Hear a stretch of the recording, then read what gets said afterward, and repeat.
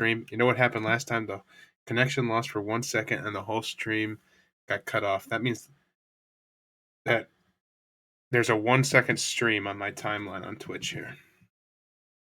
It annoys me so much I just want to reread the entire beginning of Dorian Gray. But who cares about that? That's last stream. I'm here. I'm in kind of a silly mood today. And so I just decided I'm not going to read more books right now. I don't only have to read books. Anybody who tries to force me to read things, who tries to pigeonhole me, pigeon mission me into only reading whenever they want, they're wrong. I'll read anything. I'll read this. Tape. It says here on the tape, 3M Scotch box lock and the plaid design are trademarks of 3M. Used under license in Canada /3M Scotch box et les motifs écossais sont des marques de commerce de 3M utilisées sous licence au Canada. www.scotchbrand.com 3M Center, St. Paul, Minnesota 55144 1/100101 3M France 1 pavé d'innovation non whatever série Ponce Sonde France imported by 3M United Kingdom PLC 3M Center Kane Road Bracknell. I'll read that. Worst reading anybody's. Who's ever read that worse than me? Who's ever read that worse than I just did? I just threw up those words like I just had ipecac. Like I am a swallower of ipecac. Who's ever had worse opinions than me? Nobody. At least that's what I thought until today, when I decided I need to make the reading Twitter stream. I'm reacting to Twitter. I'm reading tweets, and then I'm going to talk about them. And if you're here, I'm going to talk about them with you. So you better get ready. Come on up here, kitty. Get on camera. Come on. Why do you not want to look at the camera ever? Look at the camera. Look at the camera. He's camera shy. He doesn't want to be on camera. Bye. Jank Botico.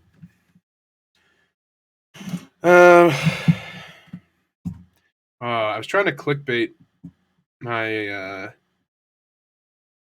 tags here. I should have put TikTok in there. I'm not going to be watching any TikTok, but I think that would be a good tag to put in because it's a popular site. Why not? I don't know if I need all these lights. I kind of do.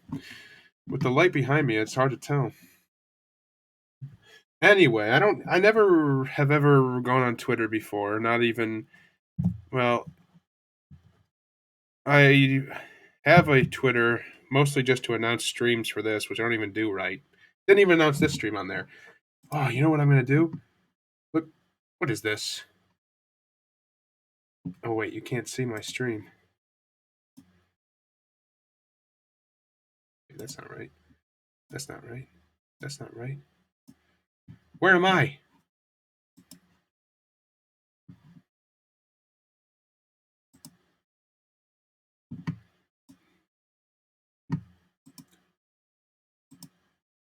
Okay. I am Jank Botico.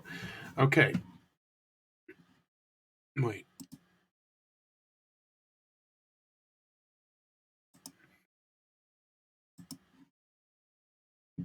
Well, what you select will be immediately on stream.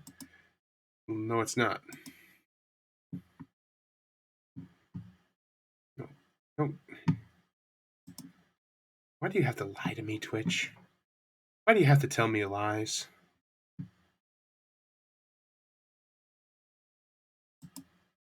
At this point, I'm just going to show my monitor, entire screen. Because you're lying. You're telling lies.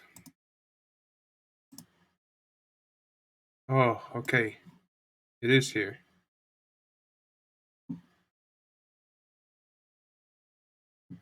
If I make it full. Okay, what is this? I don't want to see this. Stop saying Vex looks like a pepperoni pizza, please. I am begging you. That's just what leopards look like. Morons. Okay. Uh-oh. Who do you think is behind this? Uh-oh, I don't know. Probably somebody started that fire. I want to guess who. Whoa, cussing? Americans really freaking hate kids and teens. We might actually need a law against this. Let's see. Let's see what this says here. Let me read this. We might actually need a law against this, says Pudgy. Pudgy. And it says, attention parents and community members. Can you see my... Yeah, you... I hope you can see it when I share my screen like this. There needs to be a way. I'm not good at the computer. I don't know how computers work, so I wish I could do this like just taking my phone and putting it up to it. But I hope you can see when I look at it. It says, attention.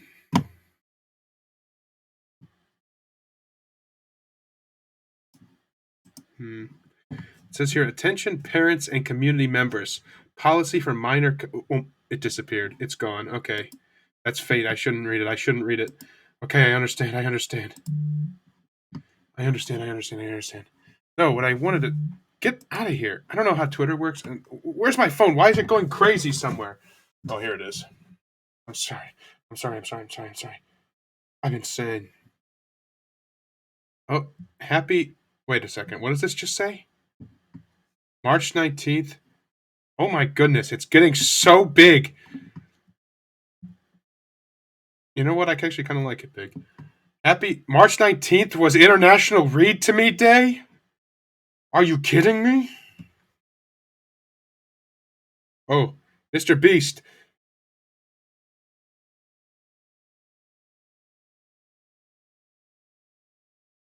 It was Mr. Beast texting me. Happy International Read to Me Day was March 19th, and I didn't know that. And I didn't. Did I stream on March 19th? And I probably didn't even stream that day. Although, let's be real, who actually cares about International Almond Day, International Rock Day? Who cares? Do you have that little in your life that you care about that you actually care? Although, who do I know? Maybe somebody actually. I wish I could see if people are talking. There's one person here. Hello to the one person here. We're reading Twitter today and poems so that I can unwind from the Twitter because it's. I only subscribe to Reading Rainbow on Twitter because why not? I'm not just gonna sit here and read Reading Rainbow though. This is. Go to this one. Or you. I don't know how Twitter works. This is terrible. This is terrible. This is me trying to zoom in. Okay, I did it just now. Okay, there it happened. 3, 2, 1. There. I just zoomed in. There it happened. Okay. There. Oh. Okay. 1, 2, 3, 4. Oh. Okay, that's probably a good size. It took so long. Mr. Beast, I thought you were at work. Get to work, Mr. Beast. There are children who need to be made to see, and you're the only man who can do it. Okay, let's see what's happening. Seductive Sunday? Are you kidding me? On Palm Sunday? This is a blasphemous site. Are you seduced yet? This is a blasphemous site. What is that? What is this? Hell of a boss. What is this? I need to mark this stream. This is terrible. Let's go to Goodreads. I'm not going to follow Goodreads. Let's see what they're tweeting. Because this is a literature stream. This is a literature site. I usually read books because I'm not a degenerate. It takes so long to load. It's crazy. This is insanity. Let's see what Goodreads just tweeted. It's Friday. What are you reading this weekend?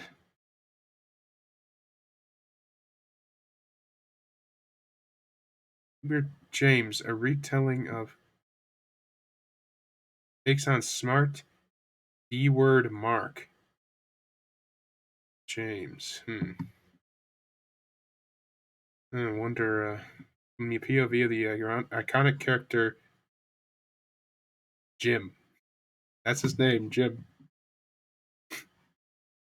That's his name. Let's see what the Penguin has to say. We publish fiction and nonfiction adorned with famous, dignified, but flippant logo. Until we solve for silence, we're not actually going to reap the benefits of all that other work and investment around our skills. Unlearning silence. What does that mean? You need how to learn to speak up at work more effectively. Oh, I see. Speaking off to your boss. Yeah, I mean, maybe that's good sometimes, but do you really know what you're talking about? Like, work's got to get done, too. Let's see. Looking for darkly comedic story with hijinks that will leave you torn between shock and horrified laughter. Pick up a copy of The Best Way to Bury Your Husband. A darkly comedic story with hijinks that will leave you torn between shock and laughter. Wow, I was looking for that. And that's exactly what it is.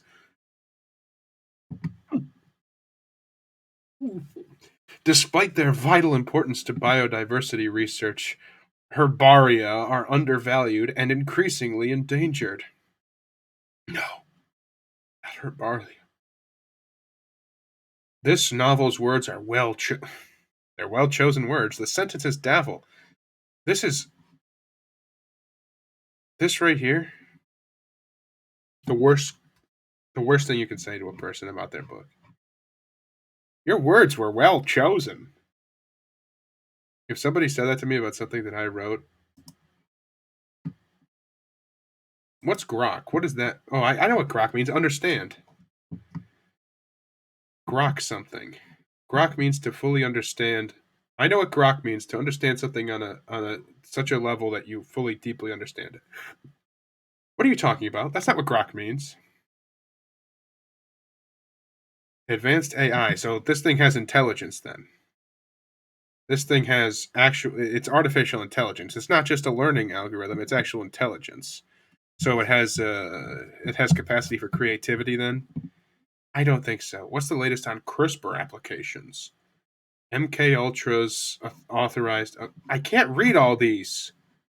You're going too fast. Hey, I have notifications. Let's look at my tweets. I got the best one. How do I look at mine? Cold Stone tweets. This is me doing other things too. I think there's an extra space there that.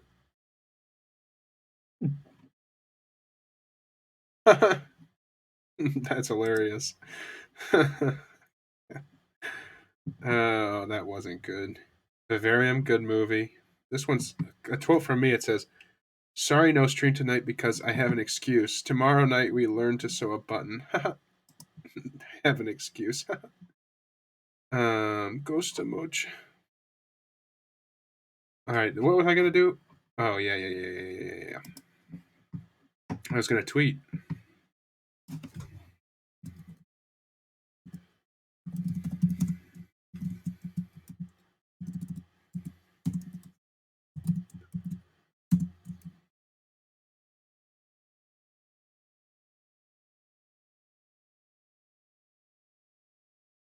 And that's good. All right.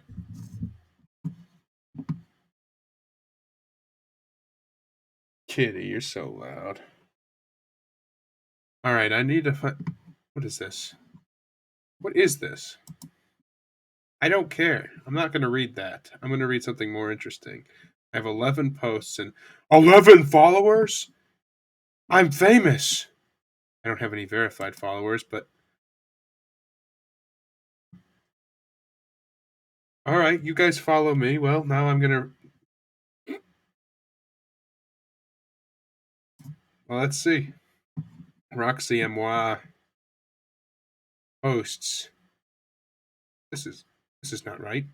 These are not posts. You didn't post these. Well, 0 posts. Sorry, Roxy. Thanks for following me. Is this bad? Is this bad for? Is this doxing? Is what I'm doing doxing? No, this is a public thing. Can other people see my followers? All right, maybe I shouldn't do that. Look, I don't know how to use the internet. Okay, I'm sorry if I dox you. Okay, it'll be an accident. Let's look up a good hashtag. Okay.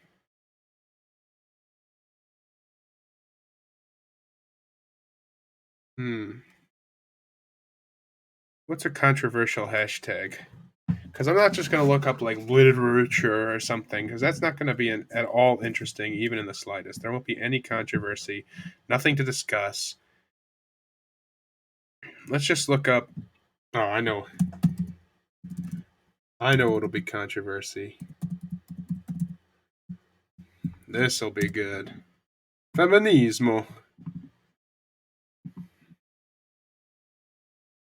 The feminist turned turned housewife. I even said house trad, just so used to it. Says all feminism is bad feminism. 23 minutes ago. Now they have a quote here. Women who think that any wave of feminism was actually a good thing. Even the first one, apparently. Yes, you are all wrong. Me says me says yes, you are all wrong. Now it is possible for one person to be right and every single other human being on the planet to be wrong. That's entirely possible. Some people think you can't do that, but you can. That one I'm not so sure. Some amount of feminism is probably necessary. Once again, from the feminist turned housewife, which pretty. You're clearly going for a market there with that kind of name. Says things I will never change my mind on. Okay. God is real and good. Okay. Men and women are different.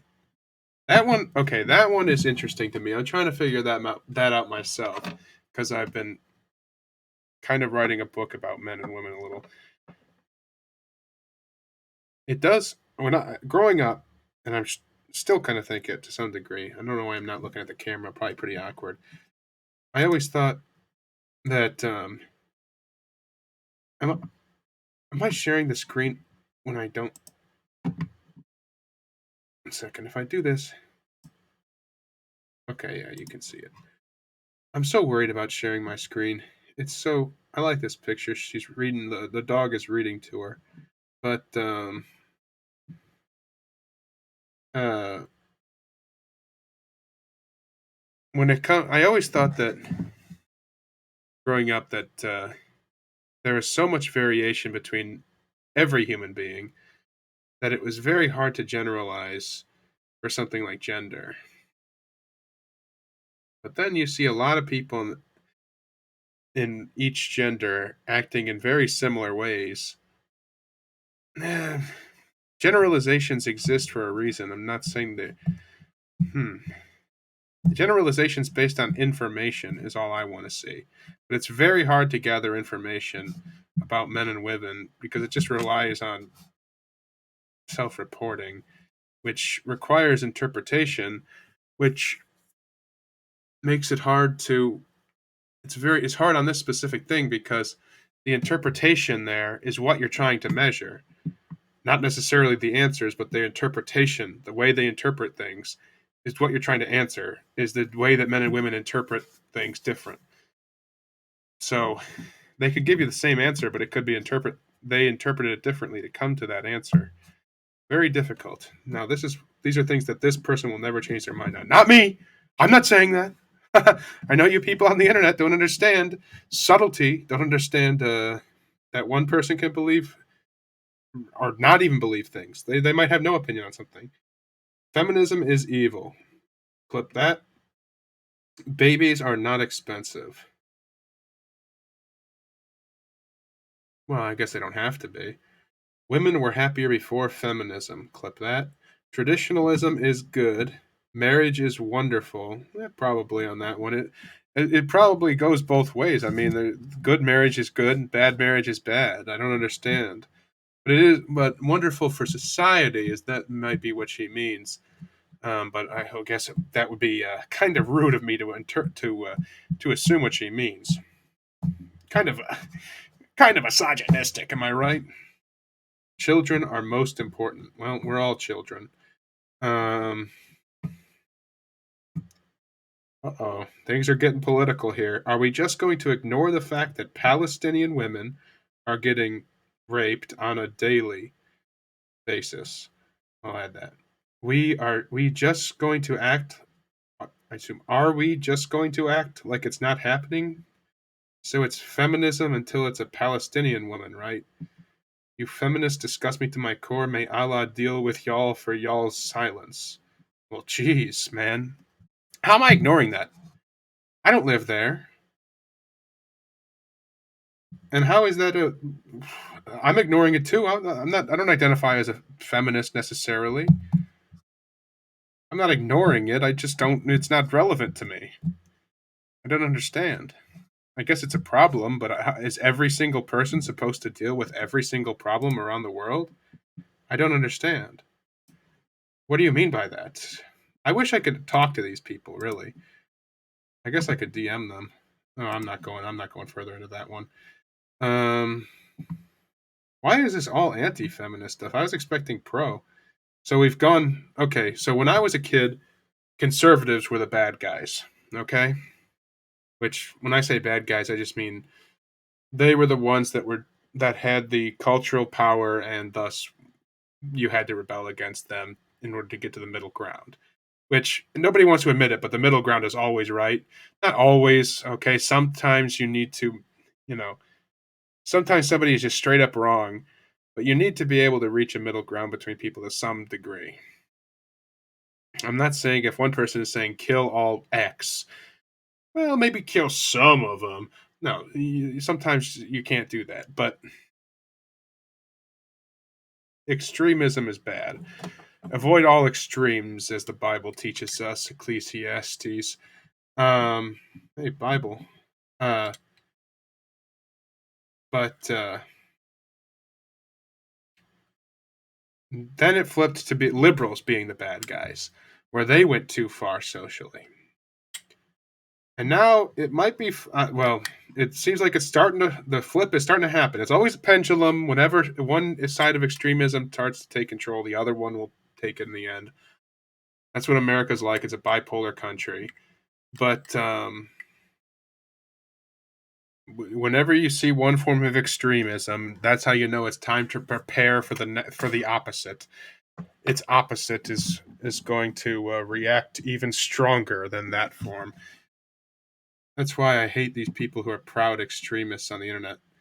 People, now this is from Jennifer Greenberg, who's got a dove behind their thing. I don't know anything about them. It says they're a mom, author, songwriter, survivor.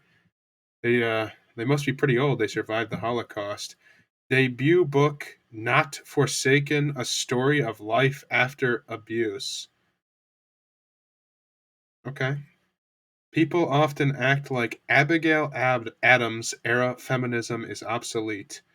You can get jobs, vote, and own property, they say. What more do women want? Well, you're talking to someone whose dad told her when she was 18, all men will ever view you as is a piece of meat, so don't waste your money on college. He also taught me at the young age of 12 that everything is permissible within marriage, including rape, and he taught me how to commit suicide when I was 5. Okay, that's not funny. It's just I laugh at extreme things, and that's very extreme. So stop trying to gaslight me into believing that sexism is an antiquated problem, that no man in the church would ever oppress or dehumanize a woman. My dad was a wicked man, but he was not an oddity or an anomaly or even particularly extreme. No, he definitely was particularly extreme. Suicide and abuse are very real and relevant issues. That's true for both men and women, not just in the world, but in the church. Yeah, especially in the church. That's the problem when you set up a structure, people will take advantage of it. This weirdo here is a perfect example, albeit rather extreme, of ways misogynists manipulate scripture to justify sexism and abuse. Well, to be fair, you don't have to manipulate scripture that much. But let's read these scripture. It says this is biblical masculinity, which that's a that's a heck of a YouTube. That's like that's the man version of feminist turned into housewife, like the other person. 10 uncomfortable biblical truths. The woman was made for the man, not the man for the woman. 1 Corinthians 11:9, King James Version. Men are in the image of God, not women. Well, I mean. Okay, so here's something I was thinking about earlier, and I've got a blasphemous tongue for this one, perhaps, but if God was made in man's image, but not the women, then wouldn't the difference between men and women then be God, right? So is God the penis? I mean, you can call that blasphemy. I'm just asking questions. I'm not a preacher. I'm not a religious man. I'm not a particularly religious man. I never claimed to be a saint. But if that's true, then the difference would be God, right? Husbands are the rulers, owners, heads, and lords of their wives. I don't understand. Oh, it's not. These aren't direct quotes. Psst, psst, psst. Let's see. These aren't direct quotes. Of course. I got my KJV right here, luckily. We can double check this guy's things. Hey, there's nobody here. This is annoying. Join the stream. I need to talk to other people. I can't talk to myself. All right. This one says 1 Corinthians 11, 9. All right. I can do it. I can find it. No. Corinthians. Okay, 1 Corinthians 11:9. Let's see. Now, this claim is that the point of this is that the woman was made for the man, not the man for the woman. 11:9.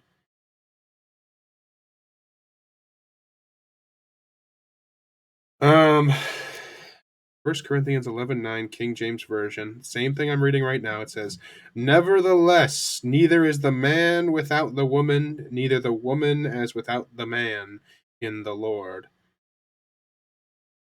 Wait, okay. I'm just going to read this whole thing because it seems to be pretty much about this. Chapter 11, 1 Corinthians 11. Be ye followers of me, even as I am of Christ. Now I praise you, brethren, that ye remember me in all things, and keep the ordinances as I delivered them to you. But I would have you know that the head of every man is Christ, and the head of the woman is the man, and the head of Christ is God. The head, so I assume that means the leader, not the literal physical body. The head. Every man praying is prophesying, having his head covered, dishonoreth his head.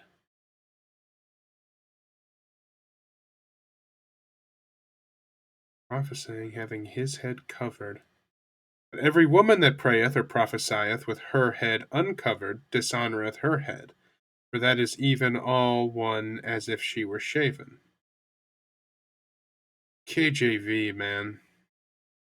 For if the woman be not covered, let her also be shorn. But if it be a shame for a woman to be shorn or shaven, let her be covered. For a man indeed ought not to cover his head, forasmuch as he is the image and glory of God, but the woman is in the glory of the man. For the man is not of the woman, but the woman of the man. Neither was a man created for the woman, but the woman for the man. Oh, there it is. That 11:9. Neither was the man created for the woman, but the woman for the man. For this cause ought the woman to have power on her head because of the angels. Okay, I'm going to find my KS Christian Standard Version.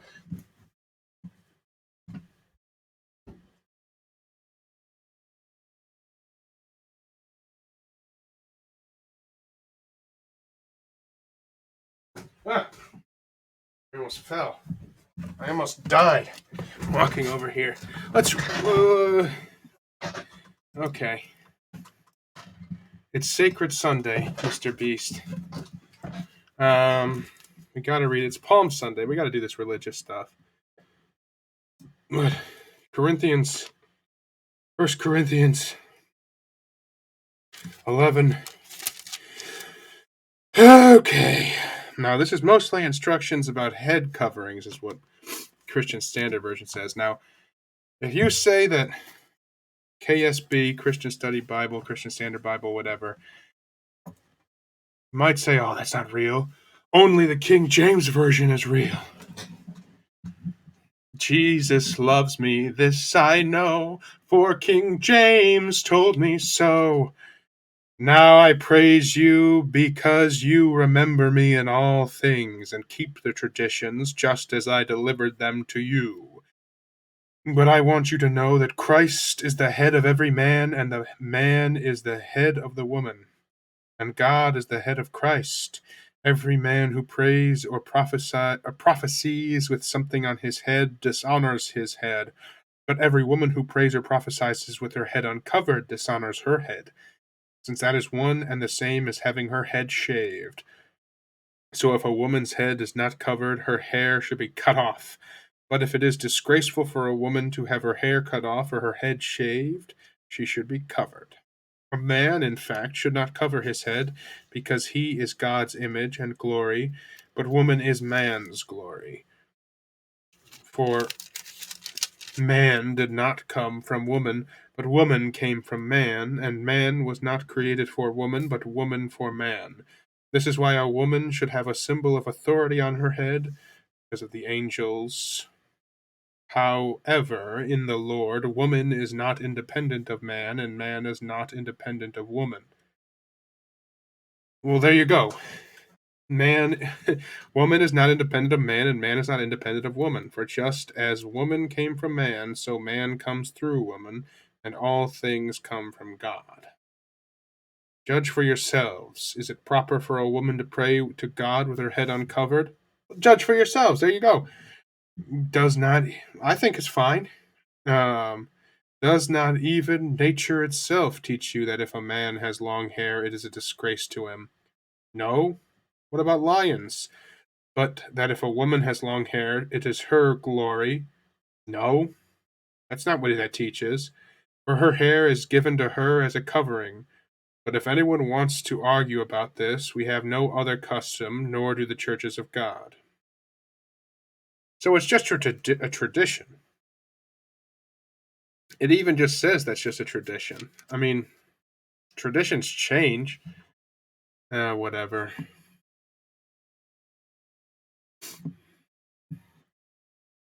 The natural use of woman is sex, says Romans 1:27. Let's see what it says here. Oh, too far in the other direction. Romans, okay, here we are. 1:27. Now, KJV, I don't know what that'll say. I'll just read it in my Christian Standard here. I'm too stupid to read the KJV, man. I don't know what it's saying half the time. It's easier just to do it on this for the stream purposes, okay? I want people to be able to understand what I'm saying to some degree. Not that anybody's watching. Am I shadow banned on Twitch? Come on, people. Look at how pathetic I am, begging for people to watch my stream. I don't care about the popularity. I just want like one person who can sit here and talk with me. I don't care if it's just one is fine. And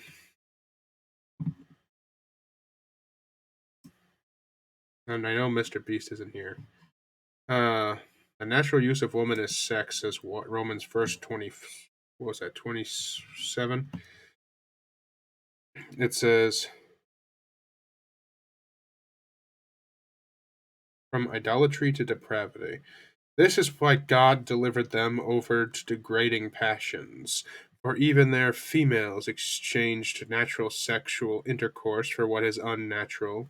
The males, in the same way, also left natural sexual intercourse with females and were inflamed in their lust for one another. Males committed shameless acts with males and received in their own persons the appropriate penalty for their perversion. Now, it goes on here. I'm curious about what that has to say. And because they did not think it worthwhile to have God in their knowledge, God delivered them over to a worthless mind to do what is morally wrong. They are filled with all unrighteousness, evil, greed, and wickedness. They are full of envy, murder, disputes, deceit, and malice. They are gossips, slanderers, God haters, arrogant, proud, boastful, inventors of evil, disobedient to parents, undiscerning, untrustworthy, unloving, and unmerciful. That's not good. You don't want to be all those things. Although they know full well, although you should be disobedient to parents like this. This guy's parents, her parents, excuse me, you should disobey that guy. That guy didn't sound like a good parent. So, men and women are equal. Explain this video is nothing to do with feminism.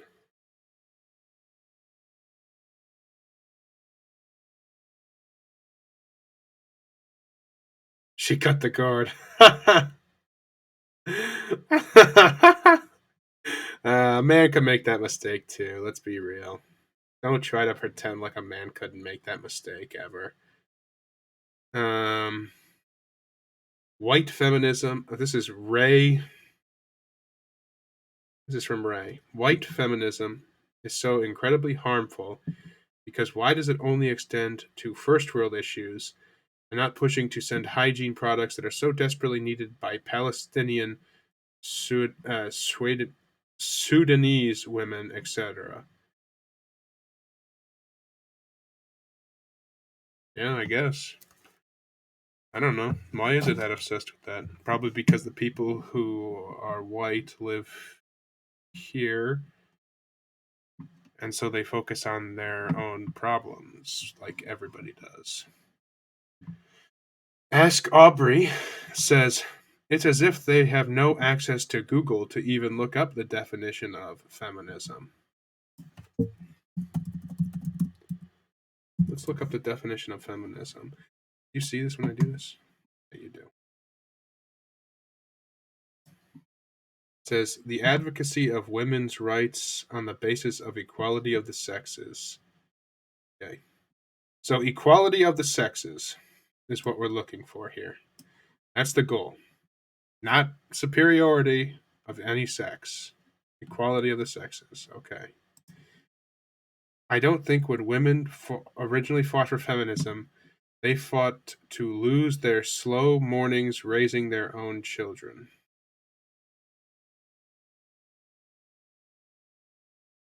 To lose their slow mornings raising their own children. We're all losing slow mornings. The evolution of feminism. We are men. We are women. We want to be equal to men. We don't need men. Right. Kill the Archfather says, people on here finally discovering that patriarchy is the most globally widespread and historically persistent forms of violent social hierarchy and thinking that it's positive. Choice feminism was a mistake, bro. Okay. I don't know what choice feminism is. Let's see what choice feminism is. Choice feminism is a popular form of contemporary feminism encouraging women to embrace the opportunities they have in life and see the choices they make as justified and always politically acceptable. What does that mean? Always politically acceptable. What does that mean? Such expressions seem to be non-judgmental and to reach as many allies as possible. Non-judgmental? How are you supposed to be non-judgmental? Everybody makes judgments in life. You can't be non-judgmental. You wouldn't be a human being if you never made a judgment in your life. Anybody on here? Nope. Nobody chatting. This one says nor. People who demand William next to Catherine in the announcement video care neither for her nor feminism. They just want drama, tears, seeing people at their worst. For those lunatics, there are great Turkish soap operas. Many of them are available on Netflix. Go watch and chill. I agree that people talk about real life too much like it's a soap opera, I guess. YT YouTube? Queers menace to society? YouTube, I assume it means YouTube. Feminism taking us to the apocalypse. YouTube self-care is ending humanity. That's what this smoking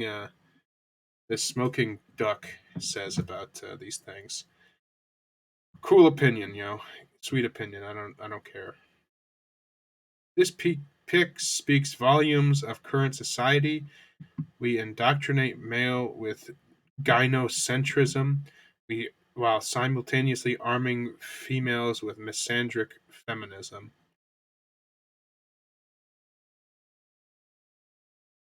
Maybe. I don't know. Romantic. Yeah, I mean, I think that men are still taught to be romantics. I don't know, actually, because I've only ever been myself, but I consider myself pretty much a romantic. I'm sure that there's definitely romantic women out there, though. I think that this is probably. I don't think you can really say that any one picture speaks volumes of current society.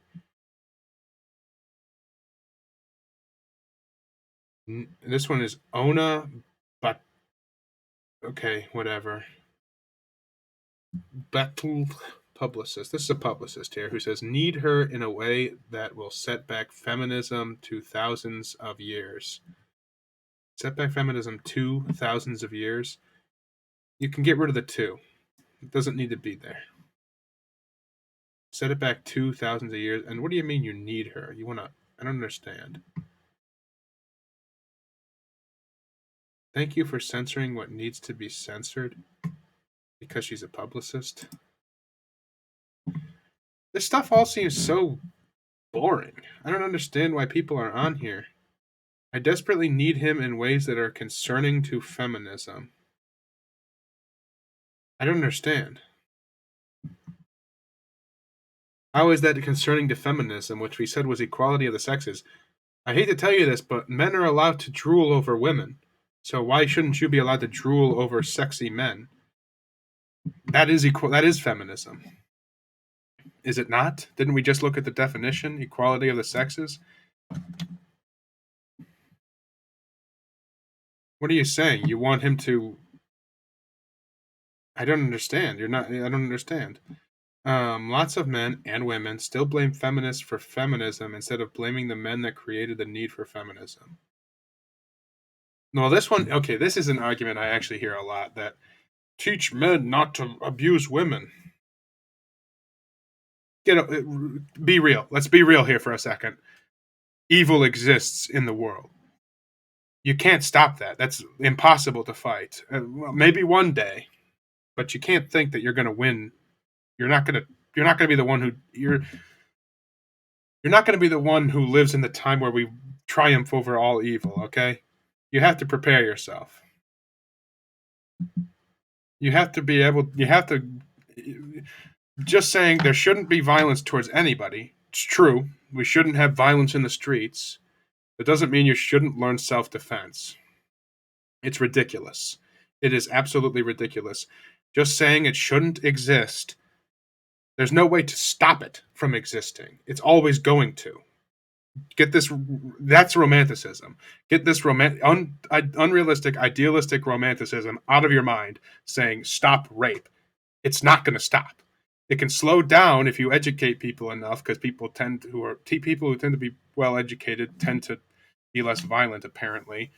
But you can set up a system where it's less common, but you're not going to stop it. Like saying stop murder. It's not going to happen. It shouldn't happen, but it is always going to happen. So you have to prepare yourself. It's just true.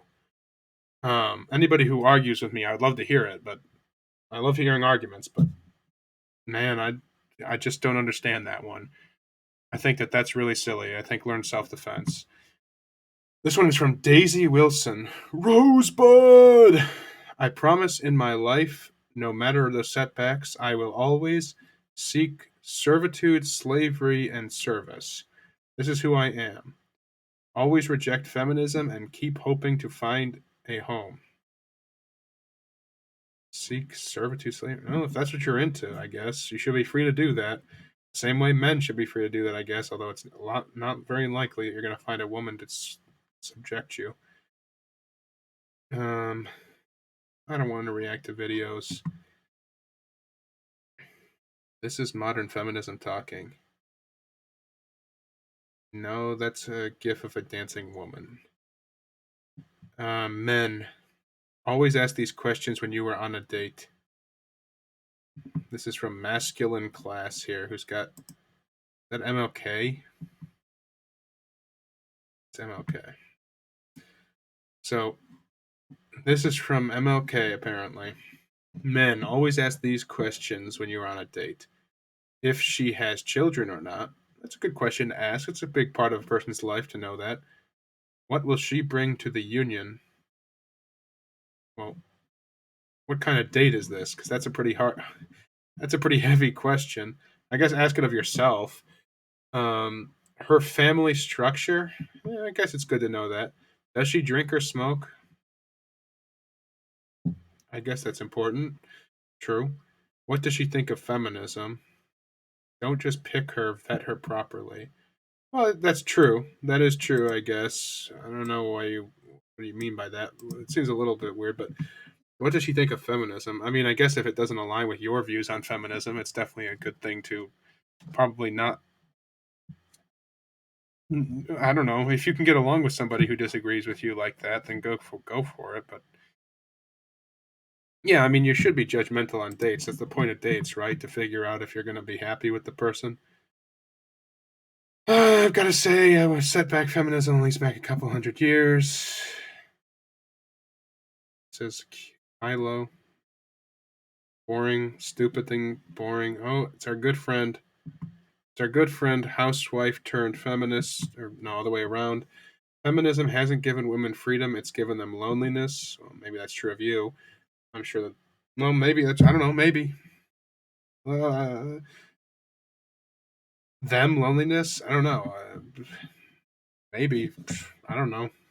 I'd have to see multiple people say that. Is it really freedom when you don't have anyone to depend on? Is that what feminism does? Is it really freedom when you have nobody waiting for you at home? Well, men can have somebody waiting for them at home, so women can too, is apparently what that means. So I don't understand. I don't understand. Is it really. A lot of this is just I don't understand. Sorry, feminism. Me trying to sleep. Me trying to balance sleep, social life, mental health, finances, and studying. Yeah, I mean, it's difficult, I guess. Schedule a time that you're going to sleep. Social life. I don't know. Once a month, go out and plan. Get a social hobby, D&D or something. Mental health will come with the rest of these things being done well. Finances, yeah, that's probably the hardest one. And studying. Well, you can find time to study. Don't be on Twitter posting this stuff. You could have been studying during this. White feminism is not feminism. So feminism is okay. So wait a second. White feminism is not feminism.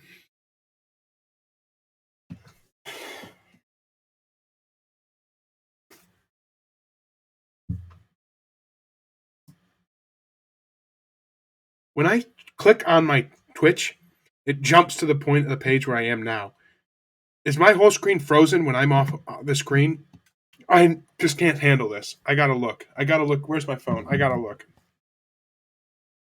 I hate the computer. Man, I can't figure it out. But that thing he just said, white feminism is not feminism, by Magical Mona. By Magical Mystery Tour. Wait a second.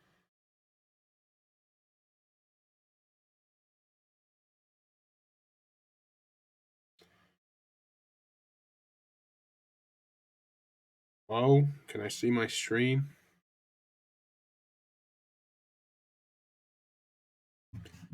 Okay, I'm gonna check this out.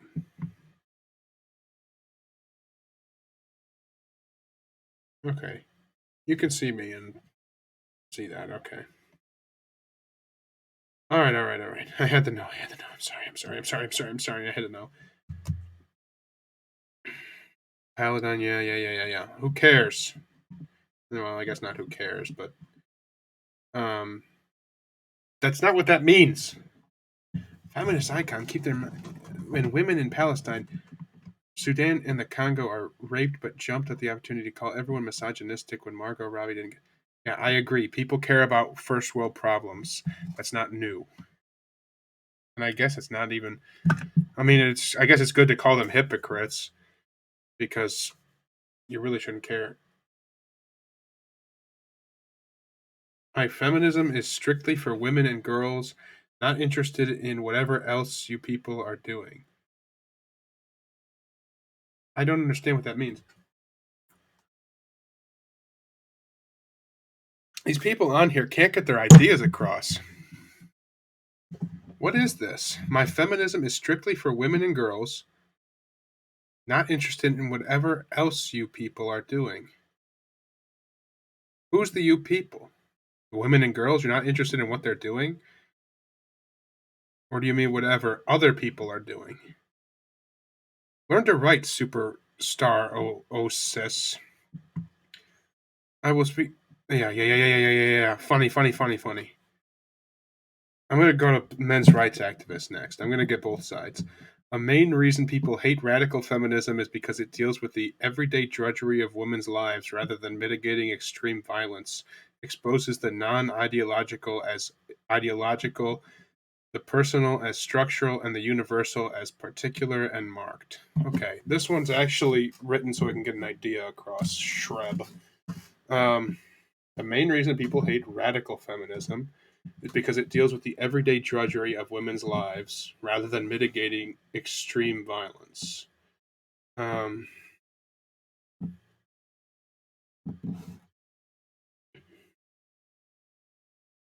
Yeah, I mean, this is what I guess that's what people up top weren't understanding is that, like, people are trying to fix their own systems first. Like, people in America are going to try to fix the American system first. I hate to tell you this, guys. It's just true. If you're not from Palestine, the most you're gonna care about Palestine is probably on just a surface level, or just to fit in with other people on the internet who make you feel like you should have an opinion on these things, even though not everybody needs to have an opinion on everything. I swear, if you knock on his head, it will make a hollow noise because how are you still talking about Ray Rhaenyra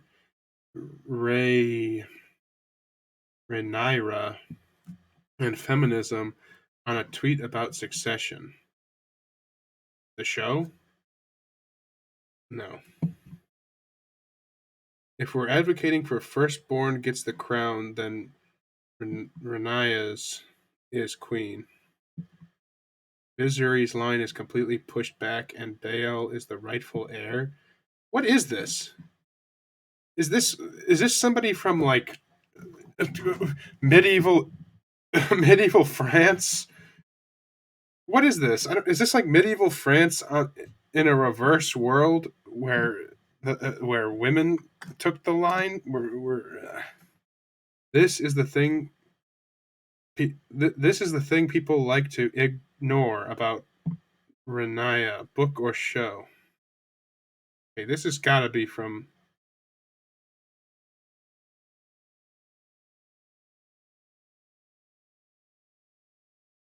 This has got to be from a show. I don't understand what that means.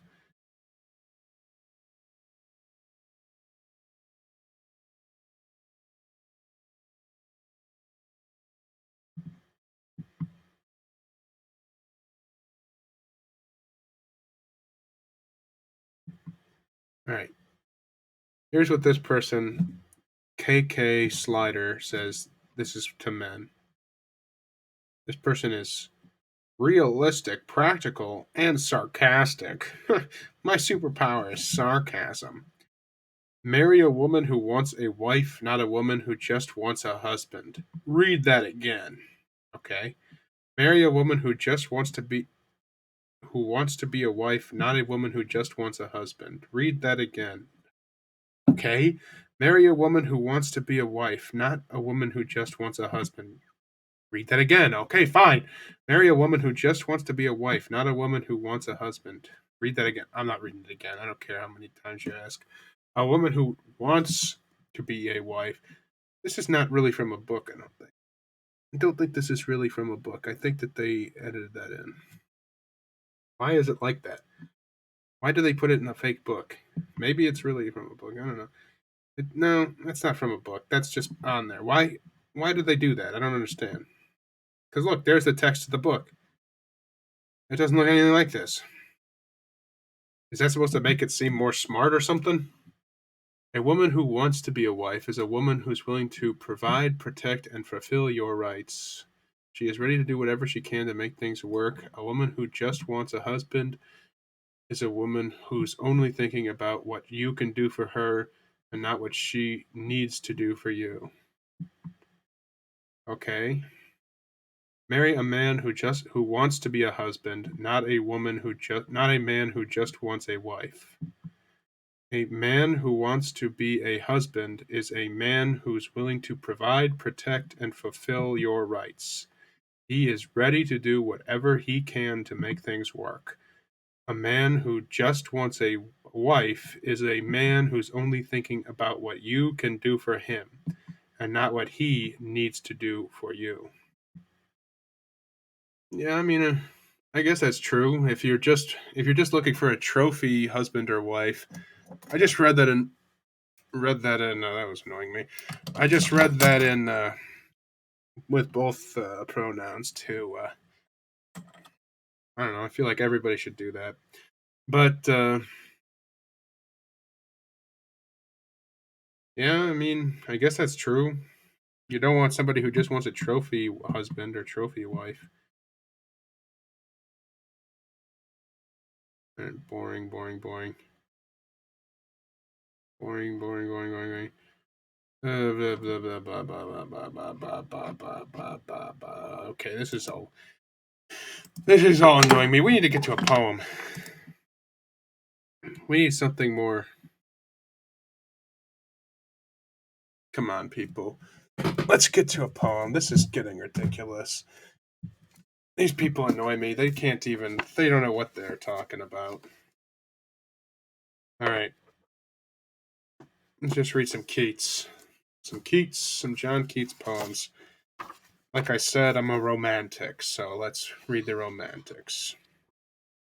And this is what people were talking about, melancholy. Let's read some odes. But there's an ode for melancholy in here.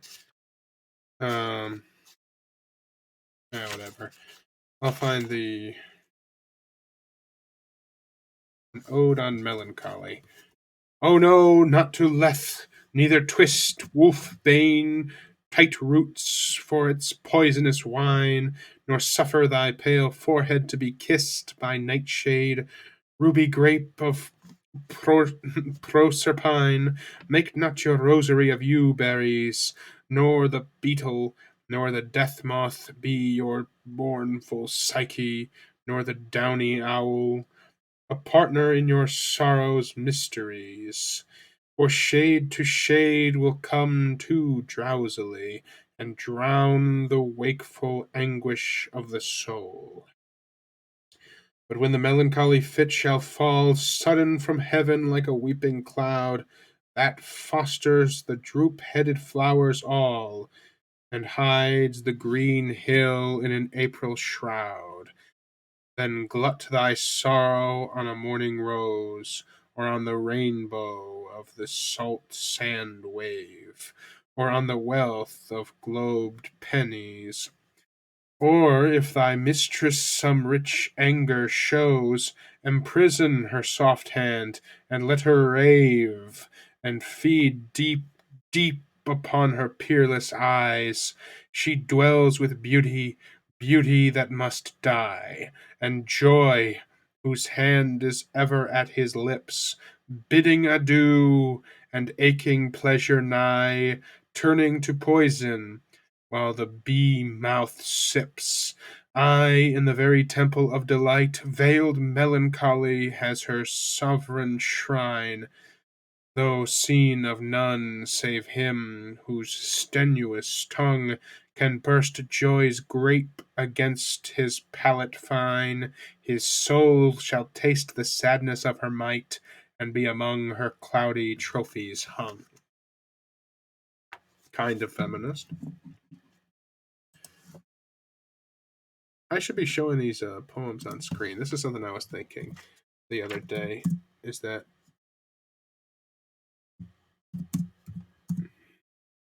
I should be I should show the things, the texts that I read on screen whenever possible, so people can double check and make sure that oh no, there we go, and make sure that they can see the words that I'm reading. Can you see this? Can you see this? Yes, you can. We'll read Ode to a Nightingale as well. My heart aches, and a downy or drowsy numbness pains my sense, as though of hemlock I had drunk, or emptied some dull opiate to the drains. 1 minute past, the Lethwards had sunk.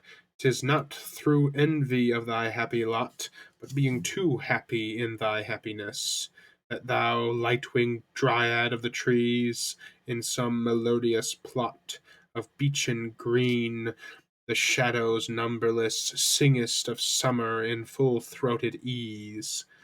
Oh, for a draught of vintage that hath been cooled a long age in the deep delved earth, tasting of Flora and the country green, dance and provincial song and sunburnt mirth. Oh, for a beakerful of the warm south, full of the blushful Hippocrene, with beaded bubbles winking at the brim and purple-stained mouth, that I might drink and leave the world unseen, and with thee fade away into the forest dim. Fade far away, dissolve, and quite forget what thou among the trees hast never known, the weariness, the fever, and the fret. Here where men sit and hear each other groan, where palsy shakes a few sad last grey hairs, where youth grows pale, and spectre thin and dies. But where but to think is to be full of sorrow and leaden-eyed despairs, where beauty cannot keep her lustrous eyes, or new love pine at them beyond tomorrow. Away, away, for I will fly to thee, not charioted by Bacchus and his pards, but on the viewless wings of poesy, through the dull brain, though the dull brain perplexes and retards. Already with thee, tender is the night, and haply the Queen Moon is on her throne, clustered around by all her starry fays. But here there is no light, save what from heaven is with the breezes blown through verdurous glooms and winding mossy ways. I cannot see what flowers are at my feet, nor what soft incense hangs upon the boughs, but in embalmed darkness, mine has an accent, Guess each sweet wherewith the seasonable month endows the grass, the thicket, and the wild, and the treat, and the fruit tree wild. White hawthorn and the pastoral eglantine, fast fading violets covered up in leaves, and mid May's eldest child, the coming musk rose, full of dewy wine, the murmurous haunt of flies on summer eves. Darkling I listen, and for many a time I have been half in love with easeful death, called him soft names in many a mused rhyme, to take into the air my quiet breath. Now more than ever since seems it rich to die, to cease upon the midnight with no pain. While thou art pouring forth thy soul abroad in such an ecstasy, still wouldst thou sing, and I have ears in vain, to thy high requiem become a sod. Thou was not born for death, immortal bird. No hungry generations tread thee down. The voice I hear this passing night was heard in ancient days by emperor and clown. Perhaps the self same song that found a path through the sad heart of Ruth when sick for home she stood in tears amid the alien corn, the same that oft times hath charmed magic casements opening on the foam of perilous seas in fairy lands forlorn. Forlorn! The very word is like a bell to toll me back from thee to my soul's self. Adieu! The fancy cannot cheat so well as she is famed to do, deceiving elf. Adieu! Adieu! Thy plaintive anthem fades past the near meadows, over the still stream, up the hillside, and now 'tis buried deep in the next valley glades. Was it a vision or a waking dream? Fled is that music. Do I wake or sleep? That's an ode to a nightingale, the bird. Um, the only bird that's ever made me feel I needed to write an ode to it was the loon. Maybe one day I will write an ode to the loon. I love the loon's cry at night, hearing it out in the woods. It's amazing. I'll read another Keats, why not? It'll be a Ode on a Grecian Urn. I love that one.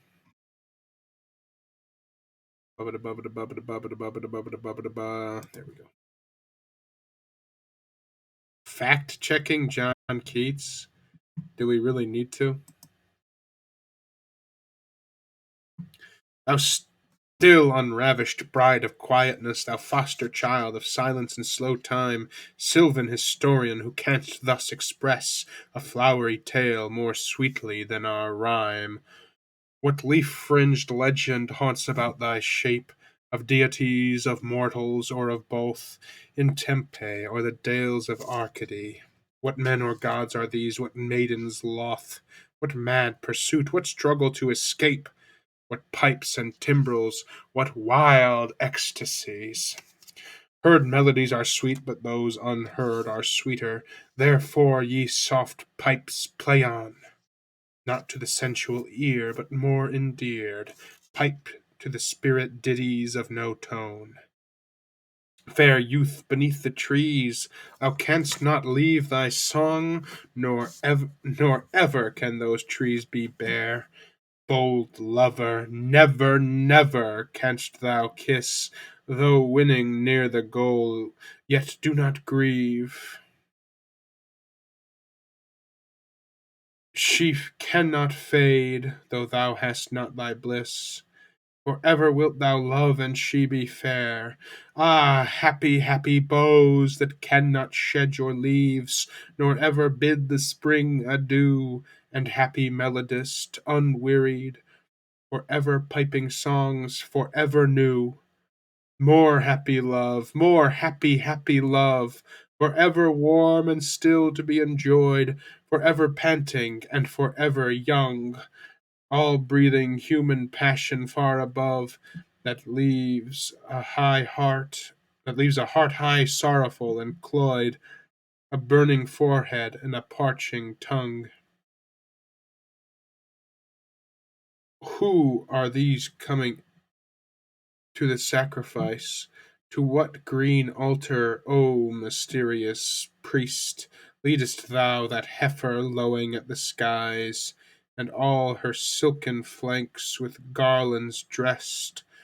What little town by river or seashore or mountain built with peaceful citadel is emptied of its folk this pious morn? And, little town, thy streets for evermore will silent be, and not a soul to tell why thou art desolate can e'er return. O Attic shape, fair attitude, with breed of marble men and maidens overwrought, with forest branches and the trodden weed, thou silent form dost tease us out of thought, and doth eternity.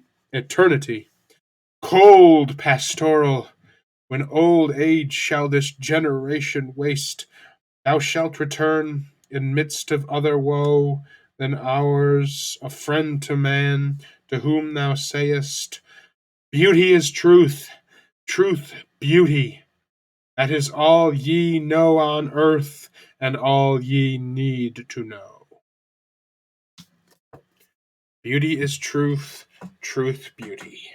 That is all ye know on earth, and all ye need to know. All right, that was all too pleasant. I enjoyed all that way too much. Oh my. First time chatters from Wraith N. My oh my, you have a lot to say. Let's see what you have to say. From Wraith N. In the vast experience of the online domain, a human streamer with poetic refrain, with a webcam as their stage, they embark, reading poems aloud, igniting a spark. From their cozy corner, they spin their verse in the digital realm where connections disperse. With a click and a tap, viewers appear, eager to listen, their hearts drawn near. Oh my goodness. Hey man, I found you in October last year. I haven't seen you do much stream. You're awesome. Keep it up. Did you write that, Wraith? That's amazing. That's almost bringing a tear to my eye that somebody would write a poem about me. Thank you. I got to copy that and put that somewhere. That's amazing. Copy that. I can't lose that. That's a great poem you wrote there, Wraith. Thank you so much. And even though I haven't seen you do much stream, you're awesome. Sadly, that's as far as it goes with me in English. I'm better in my own language. Oh, which language? I'll try to speak it for you. I'll do Google Translate for you, Wraith. Bulgarian. Okay, I tried Portuguese, say, before. Let's see. Let's see. Bulgarian. Let's see. Now, tell me if this is offensive. If I just Google Translate and then try my best to pronounce it, even though it's going to be like purposely trying to be kind of silly here, okay? So tell me if I'm offending you if I do this. I'm not trying to Bulgarian. I'm not trying to hurt you or in any way. I just want to try speaking a little Bulgarian for you, just for the heck of it. Why not? How did you write that poem in English if that's not your first language? That was amazing. There's no way you wrote that yourself, man. I can't even believe it. Vast. I'm going to read it again. In the vast expanse of the online domain, a human streamer with poetic refrain, with a webcam as their stage, they embark, reading poems aloud, igniting a spark. From their cozy corner, they spin their verse in the digital realm where connections disperse. With a click and a tap, viewers appear, eager to listen, their hearts drawn near. Look, I don't know, man.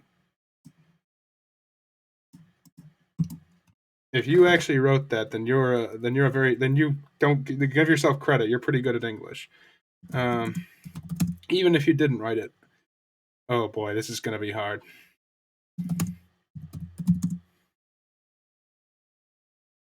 Oh boy. I might have bit off more than I could chew on this one. Blagodaria za stikot vor enito. Did that even look? Google Translate is not the best. So was that even close? I learned English from gaming and modding for a streamer I had the pleasure to watch and create a community. You learnt English? It's learned. Come on, man. Just kidding. That's a very good. If you wrote that, let's see. Can I? All right, let's try it. Now this is probably butchering the text here. I know you can't read poems in translation. Let's be real. You give it a proper translate. Yes. All right. Let's see how this does to your poem here. I'll try to read it. Okay, it starts with V. Neobratnyata Sherna Onlian Domenia Choveski Streamer She Poetchen Refren S. Ube Camera Cato. I'm kind of doing a Latin almost. Tchekna Sena Tese Vupuskat. Shetiki Strikove na glas Zapala. Oh, wait a minute. I think I remember that word. Was that whatever? Zapalavasiki Vasiki Iskra Ot Svoja Jutkin Ugul Te Vutret Svoit Stikov V Digital Noto Tsar Stuvo Kudeso Ruskiti se razprutkevat Strakvan I dokosvan se pojajavat zrieli netupele de slushat shurshata im pri blizhavat. Boy, oh boy. There you go. That's me speaking in Bulgarian. Yeah, not gonna lie, I'd have trouble reading that too. Pretty weird seeing it written with Latin letters. Yeah. I'm sorry, I don't speak the Slavic alphabet. One day, maybe I hope to. If you ever want to, if anybody ever wants to sit down and tutor me in a language, I will sit there and learn it. All right, but this is not just a poem stream, unless you want it to be, Wraith. Since you're the only one here, I'll read whatever you want. But this is not just a poem stream; it's a politics stream. Well, not really. It's a Twitter stream. So I already did feminism. What? Okay, you're here. What should I look up on Twitter? I mean, with your prerequisite, you did well. It had a lot of errors. Errors? I didn't make any mistakes. The mistake is with your language. But it's totally fine. You can't know the intricacies. Yeah, man, I don't speak the language at all. It was just for fun, pretty much. It was for people who speak Bulgarian to point and laugh at me. Really. Our language is one of those harder ones. Yeah. English, I've heard, is pretty hard for people. I don't know how true that is, but it's pretty easy for me. You did respectably well. Well, that's actually that's scary to me.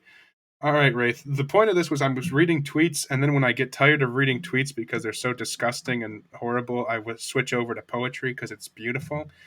So what should I look up on Twitter? What hashtag should I go to? I went to feminism first because I figured that would be controversial.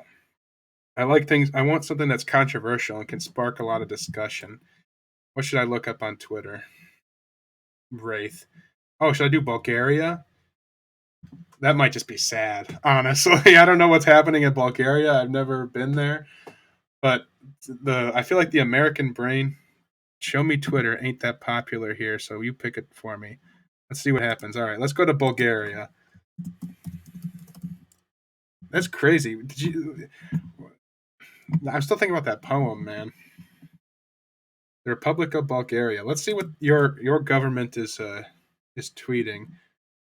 Republika Bulgaria. Not dead. Wait, what? This can't be official. This is not official. This is not your government, I don't think.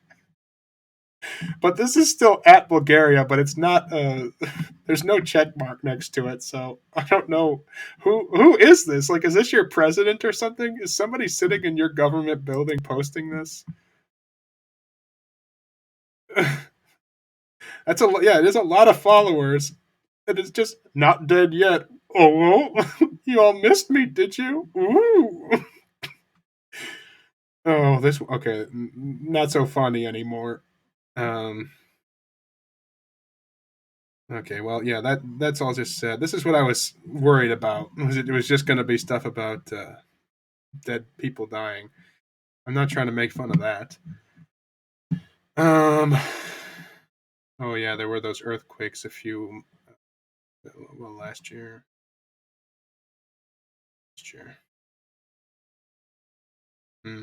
Yeah. Who is awake? Who? Is there anybody out there? This is Bulgaria? What are they doing? Why are they doing this? What is going on? This is Bulgaria? Who's doing this? Is this your president? It's a republic, so I assume you have a president. Like, is this an actual government account, I wonder? Why are they tweeting this face so many times? Okay, this one was funny. Oh, wow. Okay. Grassy Hills at Hadrian, Bratsa by Swetili.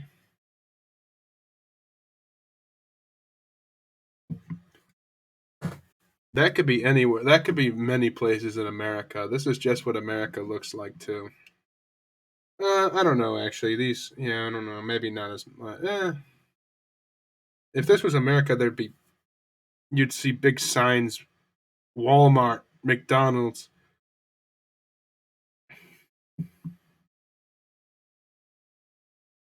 It's a good photo, though. I mean, actually, I don't know. I don't know anything about photography. It's just half and half, kind of. I'm not gonna say I'm not impressive about the art of photography. I can't really do it that well. Well, I don't know how well I can do it. I never tried. War is not the answer. Good afternoon, Bulgaria. Good morning, Bulgaria. What is this? What is this? Oh, it's a face. It's a face. Okay. Get your mind out of the gutter.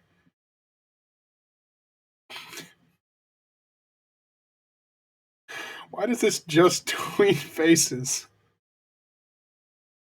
Somebody's honking outside. Do you believe me that I am Bulgaria? Come on, people. I am Bulgaria. I don't think this guy's Bulgaria. I gotta be honest. That's nice. We have, but we are not a presidential republic. I see. I don't think this is the official Bulgarian. I don't think that this is the president or the secretary of social media in Bulgaria. Let's see what other things in Bulgaria. This apparently. Oh, I don't like this. This is going to be bad. Oh, I don't even want to watch that. That's going to be bad.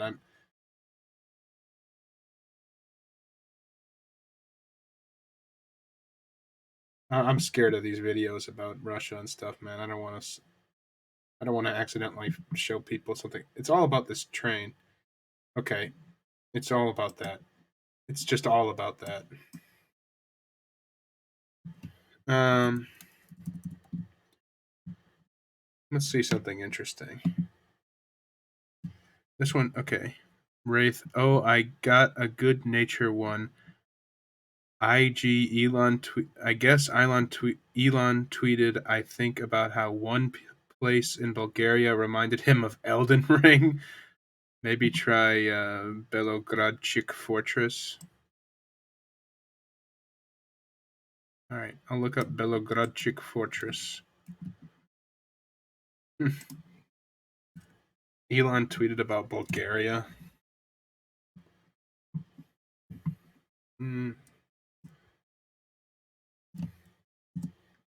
I hate these. Let's read these too.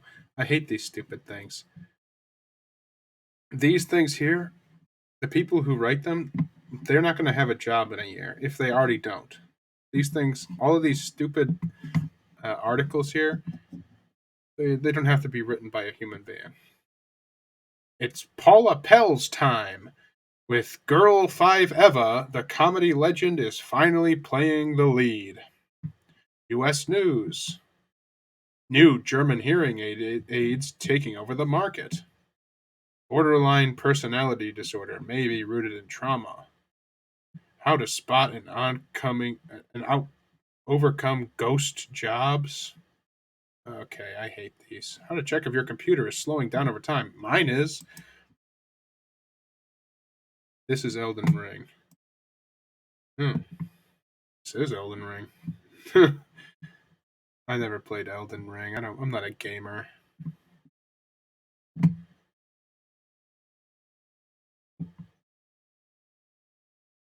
Pretty cool fortress, though. Not gonna lie.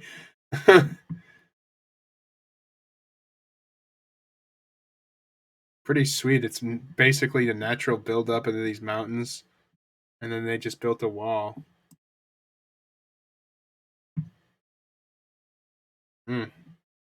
Yeah. I would visit. I don't read them either, not gonna lie. Yeah, no. Nobody should read these things. Here's my okay, maybe I'm speaking out. I might be letting anger into my heart too quickly. Maybe these people worked hard to write these things. Like, great read for bird nerds. This is okay, I guess. I don't know. Maybe I'm hating on these things too much, but math that connects where we're going with where we've been. It's good to know about math. I don't know. Maybe I'm being a bit quick on there. I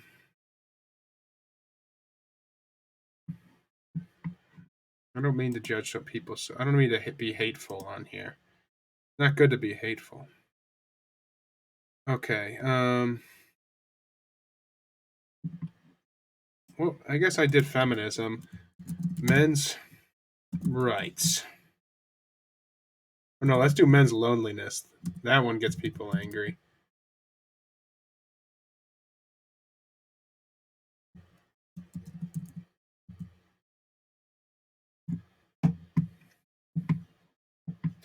Which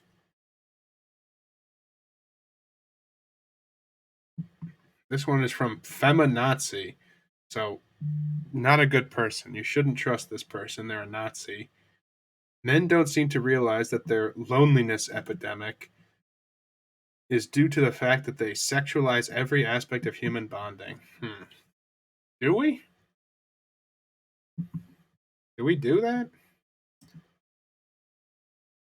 What do you think, Wraith? Do we? I don't know if you're a man or a woman, Wraith, but I don't know if we sexualize every aspect of human bonding. I'm trying to think. I mean, I guess most women don't sexualize men. I don't understand. I know a lot of women who talk about men the same. I don't know. Men declare themselves leaders, but blame women for everything from their own failing relationships and loneliness to the downfall of society. Well, I guess I have seen men blame women for the downfall of society. No arguments here, says this is Rad Femme Future. Do we declare ourselves leaders? I don't know. I guess I declare myself a leader. AK says a lot more women would be married if they didn't talk so much. Not a very nice thing to say, AK. Come on now. That's very mean. Now, Astro Girl says men keep projecting their fear of loneliness as advice for women to get married to anything. Yeah, I agree. If you're saying this, I mean, yeah, you will probably find a woman who agrees with that and who can marry you, I guess, if you look hard enough. But it's going to be hard. I mean, let's see what Wraith has to say. I'd say it's a mixture of us not doing enough for ourselves, like taking good care of our mind and body, and low interest towards the struggles of individuals. Here, we don't really look into such topics, though. I feel America looks much more into such matters. So, you're from Bulgaria. So, yeah, I mean, right now there's a big talk between men's loneliness, women versus men, how men and women interact with each other, and the sexualization and all that in America, at least. We talk about that quite a bit. Well, okay. We don't talk about that quite a bit. That's talked about online quite a bit. I've never talked about it with somebody in real life. Um, but I've seen a lot of YouTube videos of Americans talking about it. Americans, I'm real. I hope. I hope you're real too, Wraith. I want to see what more there is to say about men's loneliness. Blah blah blah blah blah blah blah blah. Okay. This one is saying from Richard Hana Anya. Leftists are trying to pretend like they never had a problem with women's bodies. We were all there during Gamergate, the opening shot of the culture war. We're actually doing this. Yes, Sydney Sweeney's boobs are anti-woke. I don't know what anything he just said means.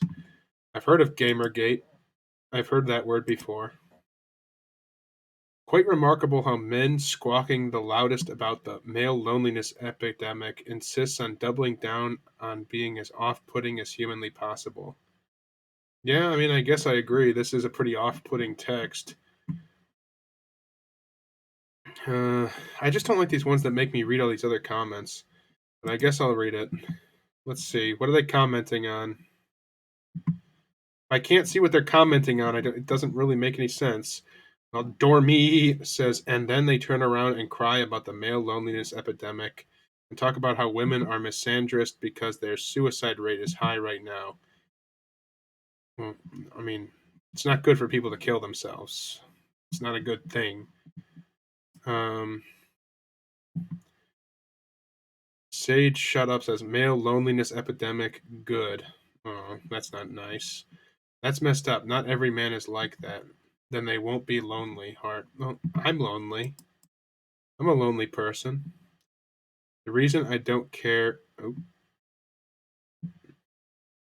All right, I didn't mean to cut you off there, LEK. The reason I don't care about the male loneliness epidemic is what? See, this is why I can't. If you don't post the context, I can't understand it. Well, Triss with a black flag on there. I don't know what that means. Scholar of the male and female gaze. The female gaze exists. I don't know what the male and male gaze is so ridiculous. Everybody sexualizes other people. It's just a part of being a sexual creature. All right, I can't read them both. I'm going to go back to you for a second here, Wraith.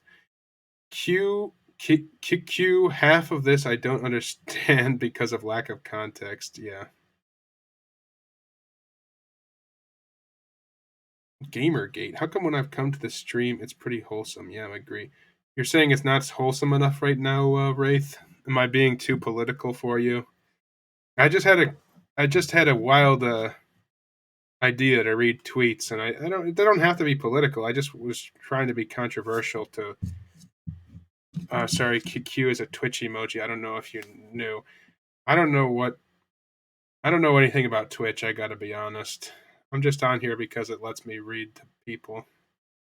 I would do it on YouTube or whatever other streaming sites exist. I don't really care if it's on Twitch or what. How come you're lonely? I think you're pretty wholesome.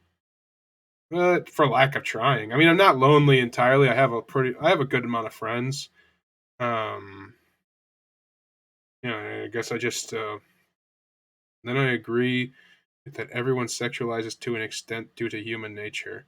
I mean, not everyone, I guess. Certain people have either trained themselves to be completely desexualized, where they don't allow themselves to think sexually, or else they're just born asexual and they're just not interested in that sort of thing. But for the most part, I think it's ridiculous to say that men and women don't talk the same about each other. Like I talk to coworkers. I know that they're looking at these pictures of celebrities in underwear and zooming in on the crotches. I've seen it happen with women. I know what they're doing. It's a lie to say that women don't act like that too. It's a complete lie. I know for a fact by experience of talking to women. So anybody who says that is just trying to push an ideology that the male gaze is something that men look at beautiful people, men look at beautiful women, and I'm sure women are looking at beautiful men too. There's no way they're not. So get over yourselves, people. We all look at each other. We have to, I don't know, we have to look. We don't have to, I guess, but what do you want to put blinders on people? You want to make it so we can't look at you? Now, this is what Triss has to say. Triss is here the scholar of the male and female gaze, they and he. Romantic nationalist, Dionysus cult leader. Okay. Femcells are always complaining that men only bring up the male loneliness epidemic to undermine women when they talk about misogyny, but literally it's the only ever them bringing it up. I don't see one comment about it on this video, just men being supportive. Crying. Yeah, I don't know. There's a lot of these people like this. I've seen examples of them, I guess. I don't know if they really are like this. Maybe this is completely made up. Nowadays, you can never know. Um, maybe this isn't even a real. Like I said, I can't see the video it's under, so I can't go and find these things. But it's not good that people are feeling lonely. It's not good for women either, because if you get a big, you get, I mean, women say how unsafe they feel all the time. I saw a video on Instagram about that today, about a woman who was talking about how women feel unsafe every day. If you want to feel unsafe, make sure men are unhappy, because when men get unhappy, it's dangerous. Just sad truth, basically. Um, Not every single man. I'm not saying that if just because you're unhappy as a man. I'm just saying that if these men are so unhappy, they're going to get radicalized into thinking that they can do whatever they want to try to get rid of this happiness. Somebody's going to sell them a bad idea to gain happiness, because it's very easy to trick a mass of people like that into following your ideology. They're going to fall into a violent ideology. It's not good. Just be good to it. Just be excellent to each other. I don't know. Like, I'm not saying you have to be like. I'm not saying don't say these things, because it's fine if you feel this. I'm just saying if you feel it's a good thing that the male loneliness epidemic exists, fine. That's good for you to feel that. I just want to talk to you about it and see if I don't understand why you think it's a good thing. Why men would be lonely. I just don't understand, I guess. Um let's see. When I see someone like Shade Shut Up, I just think they're either cringe or trolling on purpose. Toxicity on the internet in general is a weird concept to me. Weird thing to share also. Yeah, it's like, did you have to say that? Most of the time it's like, we're really going there? They got to be trolling. They really have to be trolling. I can't believe I'm feeding a troll right now. If I am, I guess I'm not, because I'm not looking at their specific thing. But let's see what Lucas Computer has to say. Now, this is a computer, so this person does not understand feelings. Just so you know, they're a computer. Men are incapable of feeling loneliness coming from a computer.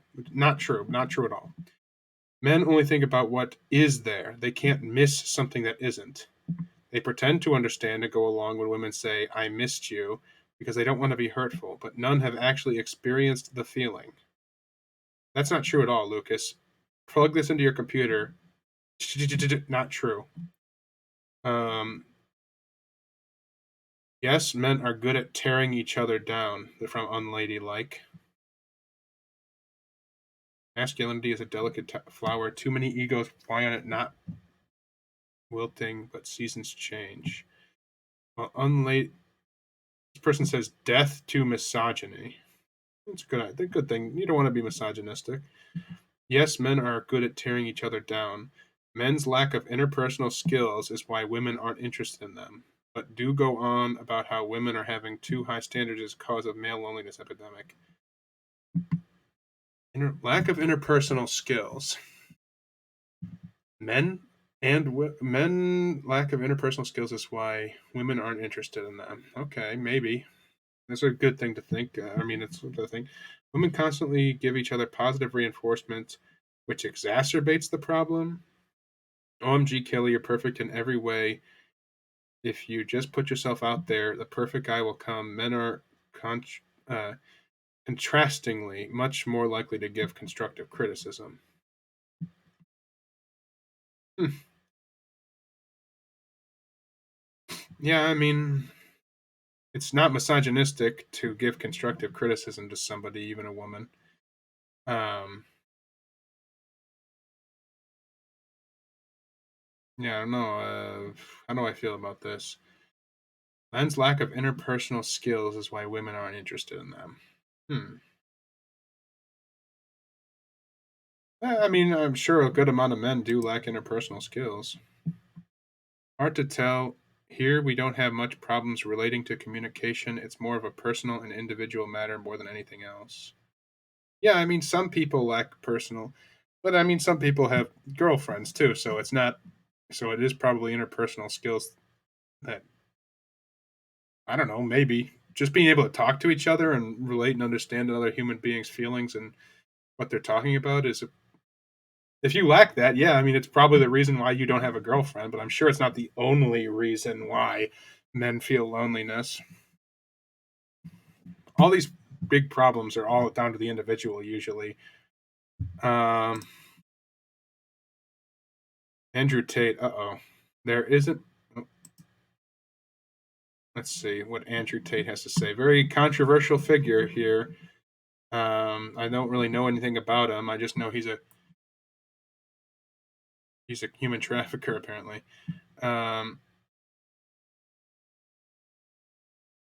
no, he says there isn't a single female friendship on the planet that isn't even 5%. That's even 5% of a true masculine friendship.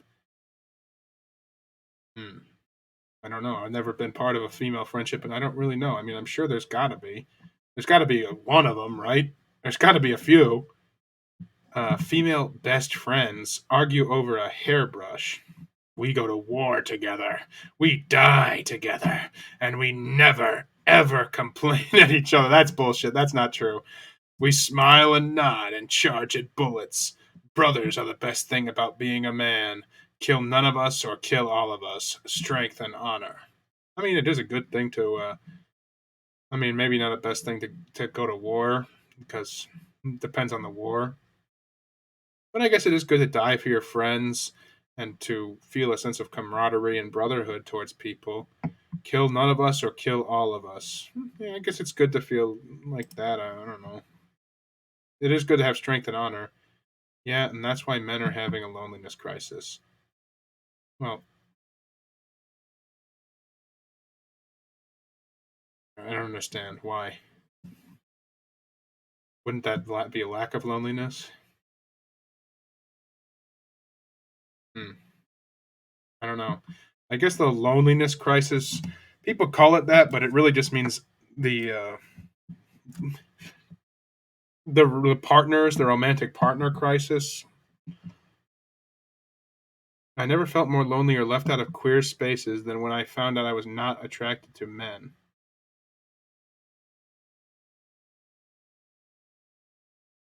But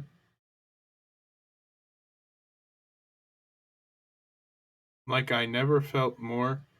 Oh, they're replying to somebody else, so this is a whole thing. Okay, I'll go see what they're replying to. Oh my goodness. Okay, this is too much. Mm, what do you think, Wrath? Should I go over there? Yeah, I feel like Twitter is just a place for people to constantly attack each other. Lol. Yeah, that's the way I'm feeling too. It seems like they're being pretty mean. Like, why are you guys being so mean to each other? Yeah, the rabbit hole begins. Uh, I guess I'll check it out. Why is everybody being so mean to each other on here? I don't understand. Oh my goodness. This is a long post. Oh, and it replies to, oh boy. Okay, it said they're making fun of me for not wanting to read this whole thing.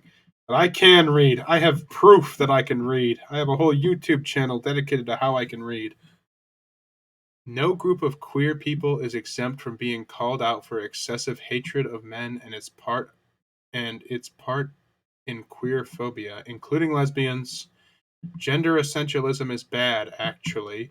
Radfem ideology is bad. It keeps trans men closeted, trans femme alienated, and is overall toxic to QLM. I don't know what that means. But unchecked hatred of men in queer spaces is a stepping stone to homophobia, anti-trans masculinity, trans misogyny. Why does it have to just be? Why can't you just not hate men because it's bad to hate men? Why does it have to be because it hurts these certain groups of men? I mean, I guess it doesn't have to be, but this is just one good reason. It doesn't have to be. Okay, what are they? He's not saying that. What does he mean? I thought it was. What does that mean? Whatever. I don't understand how this works. Every time we try to talk about how queer spaces are often hostile towards queer men, QLM, or those seen as men, people act as though we're demonizing lesbians plus this, I assume, in particular as well, if the shoe fits. Of course, it's not only lesbians, plenty of. Okay, this is boring. This is just boring to me. I don't care. I can't read, apparently. Use the distrust of men as an excuse to be homophobic, queerphobic, and anti-trans mac to queer as well as QLM. I don't understand these words, man. I mean, I'm not saying I have to understand words to. I don't know. I guess it's not their fault. I don't understand the words. It's not their fault at all.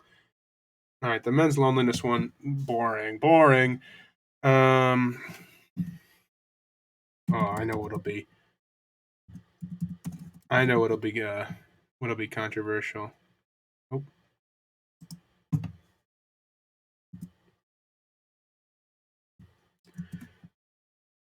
Now, I'm not trying to be anti-feminist, anti-men, anti-Christian here. I'm just trying to find controversial things on Twitter because that's more interesting. Uh-oh. Triggering Christians after church in 3, 2, from Kaylin, Texas. From a former Republican business owner, bounty hunter, licensed TX, Texas, bondsman, and fresh out of F's. Receipt queen, follow my pups. Oh my goodness, I'm not going to follow your dogs. If you're a Christian and you're big mad about the possibility of student debt loan debts being canceled, let me remind you that the entirety of your faith is built upon a debt you couldn't pay that someone stepped in and paid for you. I guess that's true. Dew on the grass. Queer Lives Matter? Yeah, maybe that is what that is. Nah, screw, I ain't reading that. Yeah. The nerve of these people. Oh. Dew on Grass says, morning. For you, maybe. It's 5:20 p.m. for me. Why would you subject yourself to Twitter opinions? That is kind of funny, though. That's the whole point, man, to subject myself to these Twitter opinions. Welcome to the readery, Dew on Grass. We don't always read Twitter, but today we are. Maybe we should get a poem in. Do you know what's a funny Dew on Grass? Do you have anything to suggest on what hashtags or whatever we should look into to try to look at all these people being mean to each other on Twitter? I didn't realize basic 2,000-year-old Christian doctrine was so controversial. Jews, we aren't Christian. Jews are sleeping over here on this one. Christians, Jews aren't saved because they aren't Christian. The Jews are awake because of that now, and they seem to have been awoken, or rudely awoken because of that. Aren't saved. Well, I mean, saved from what? I never understood that. Saved from sin? Saved from the original sin, or just sin in general? I mean, I just think that Jews just think about it differently than that, from my understanding. I guess I haven't spoken to too many Jews, but um, I have read the Old Testament, and it doesn't really talk about saving like that. It doesn't really talk about hell at all.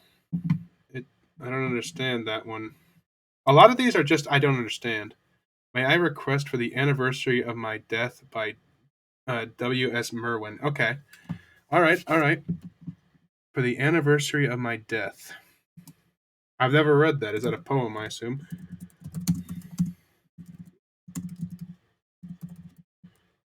Oop.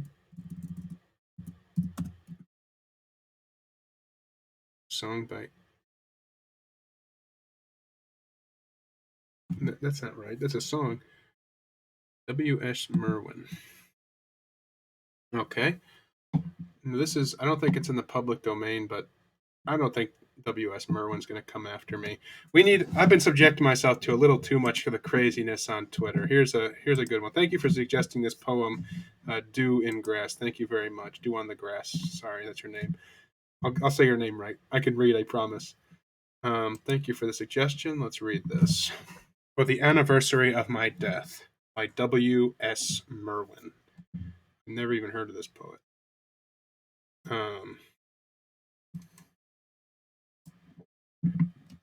Every year, without knowing it, I have passed the day when the last fires will wave to me and the silence will set out.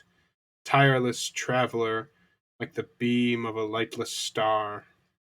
Then I will no longer find myself in life as in a strange garment, surprised at the earth and the love of one woman and the shamelessness of men, as today writing after 3 days of rain, hearing the wrens sing and the falling cease, and bowing not knowing to what.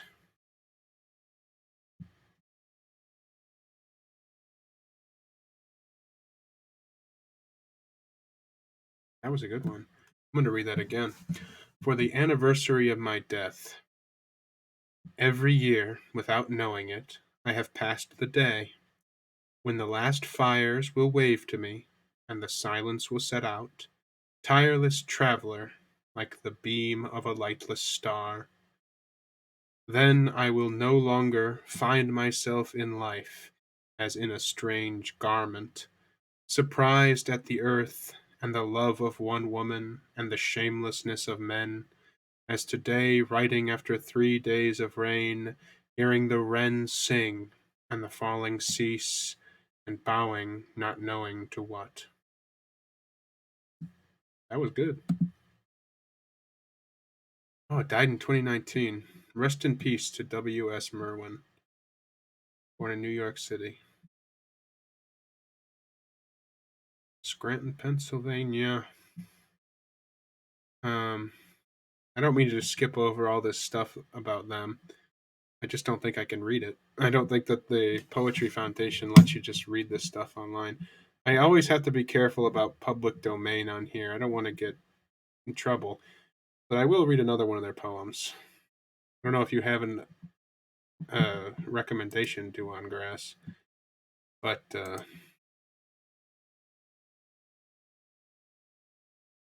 Asians dying. I'm not going to do that one. Let's do After the Spring. Oh, After the Alphabet seems pretty cool too. I already said I would do this one, so let's do them both. Oh my. Oh no, it's not that long. After the Spring. The first hay is in, and all at once, in the silent evening, summer has come. Knowing the place, wholly the green skin of its hidden slopes, where the shadows will never reach so far again, and a few gray hairs, motionless, high in the late sunlight, tell of rain before morning, and of finding the daybreak under green water, with no shadows, but all still the same, still known, still the known faces of summer, faces of water turning into themselves, changing, without a word, into themselves.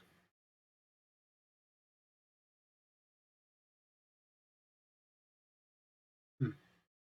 I want to see After the Alphabets too.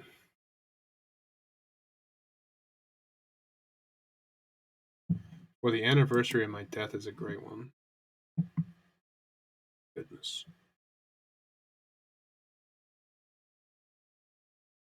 After the Alphabets. I am trying to decipher the language of insects. They are the tongues of the future. Their vocabularies describe buildings as food. They can instruct of dark water and the veins of trees. They can convey what they do not know, and what is known at a distance, and what nobody knows. They have terms for making music with the legs. They can recount changing in a sleep like death. They can sing with wings. The speakers are their own meaning in a grammar without horizons. They are wholly articulate. They are never important. They are everything. Merwin, I think 3 for 3 on these. I've really enjoyed Merwin's poetry here. I'm going to have to read more of his stuff. This is great. The idea that the insects can teach us making music with legs and the insides of trees. I like this quite a bit. Let's go back to the. Let's go back to the. Oh man! With every time I go to read the poems and then I have to go back to Twitter, it's painful. It hurts. It hurts. This place is terrible. I never go on Twitter, and it's really making me sick. As an American Jew, I'm not offended by Christians who believe that Christ is king.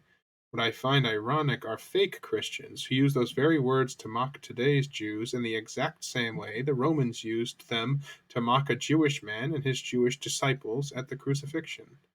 Yeah, exactly. I don't know why people online like go on Instagram. Instagram's the only one I really use, and I hate myself. I got into using Instagram kind of recently because there's just so many funny little videos on there. But if you accidentally fall into the Christian side of Instagram, it's so hate filled. It's like everybody's just spitting vitriol. They're atheists, Jews, Muslims. It's so crazy. Don't clip that. But it's so crazy to see all these people just so misinterpreting the whole point. Let's see what else. Jesus Christ is King, says this person with an AI generated Jesus picture. Um,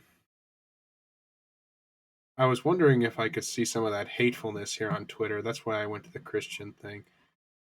Because where were these kinds of Christians during COVID? Says Powerhouse Truth 2. I will stay in prison till the moss grows on my eyelids rather than disobey God. I don't understand what that has to do with COVID. Does anybody know what that means? What did God say about COVID? Didn't God cure disease? I guess God strike people down with disease. Kitty, kitty, look at my kitty. Uh-oh, he's mad. Oh, he's mad. Ow, kitty. I'm sorry. He hates going on camera. That's why he bit me. He's very camera shy. I'm sorry. Sorry, kitty. Um, it's such a clean blend of abstract and specific. Yeah, I agree. He's talking about Merwin, I believe. Did you ever watch Bo Burnham's special, Make Happy? No, I never saw that. I know Bo Burnham though. I remember his stuff from the internet. And I've seen the song obviously. Welcome to the internet. Da da da da da. I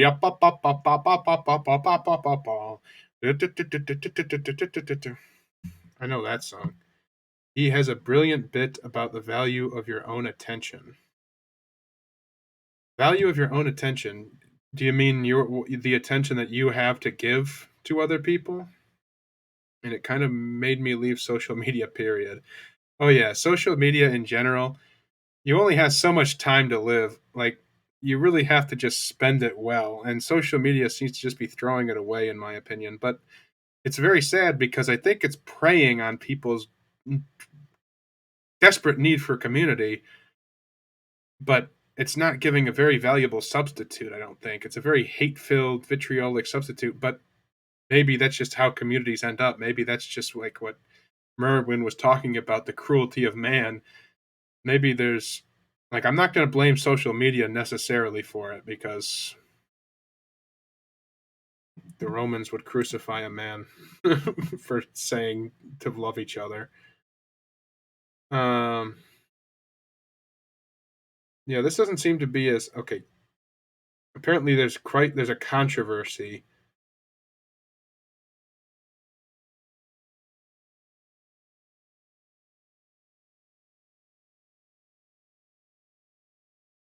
No, Jews aren't damned for their rejection of Christ. Jews don't believe in damnation, I don't think. Don't they believe in Sheol? I mean, I guess not believing in it doesn't make it true, but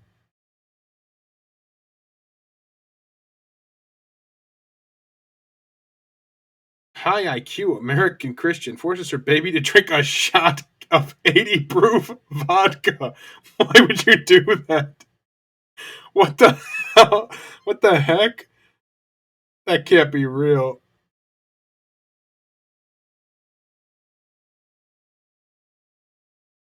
That's nothing to do with family values. A Christian, yeah, high IQ American Christian. Anybody could do that to somebody. Oh, what's wrong with you? What are you doing? I mean, that's not. They don't understand. You're supposed to rub it on the gums, not force them to drink it. What are you, crazy? They're laughing. They think it's hilarious. It'll be real funny if that kid grows up to be a drunk. Actually, it won't, but it would be something. Two fake Christians. Mike Pence, I think. Is that who that is? And, I don't know. Maybe that's not Mike Pence. I'm an American. I'm sorry. I look at everybody like they're Americans. Oh my goodness. Ignore the campaign to mark Christ is King as anti-Semitic. Ignore it with all your might. Christ is King, and at this point, it doesn't really even mean Christ is King of the Jews. I mean, if the Jews don't want him to be king of them, then he's not. Christ is King of the Christians, is what it means at this point. Come on, people. There can be no spiritual unity between Christianity and Judaism. No! We do not worship the same God. Our God is Christ. Well,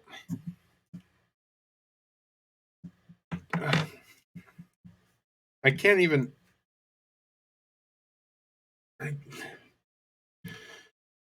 Christians are God's people, not Jews. We are the real Israel. Modern Judaism was founded by the Pharisees after God destroyed their temple. I don't know about that last sentence, but the rest of that was so funny. It's so funny. There can be no spiritual unity between Christianity and Judaism. We do not worship the same God. You literally do. Our God is Christ, as well as the Old Testament God. Christians are God's people, not Jews. Nope, Jews are God's people. We are the real. I mean, according to the book you believe. I'm not saying that I know that for sure, but that's according to the book. That's according to the book. I just read the book. All right. I think I found it says dew on grass. I assume that's the Bo Burnham thing. I'll watch that after. Why is it Vegeta though? You haven't seen how people treat colds in the Balkans. Oh, is that just how people do it in the Balkans? They just, I suppose, yeah. As an American, I think that baby drinking vodka is the craziest thing I've ever seen. But maybe you're from Bulgaria, so I mean maybe you've seen maybe that's just normal for you guys. Hey man, I don't know if that's how you do it over there. That's certainly not how you do it over here. I would think. In 1900, Christians were nearly triple the amount of Muslims in the world.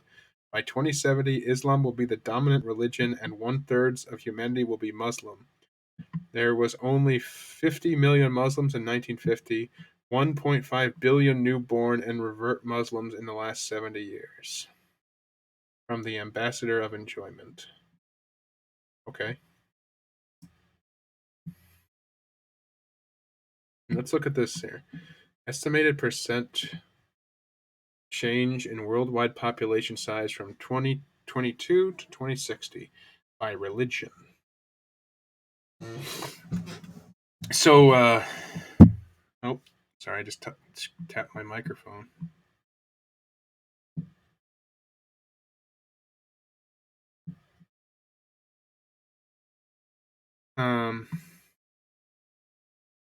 So Michel Aoulbeck was right about that then, huh? But Spain is Christian and not Muslim, shout Spanish patriots.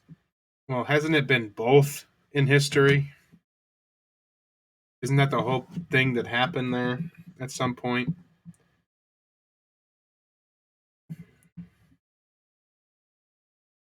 All right, we need a new thing. This Christian thing is getting.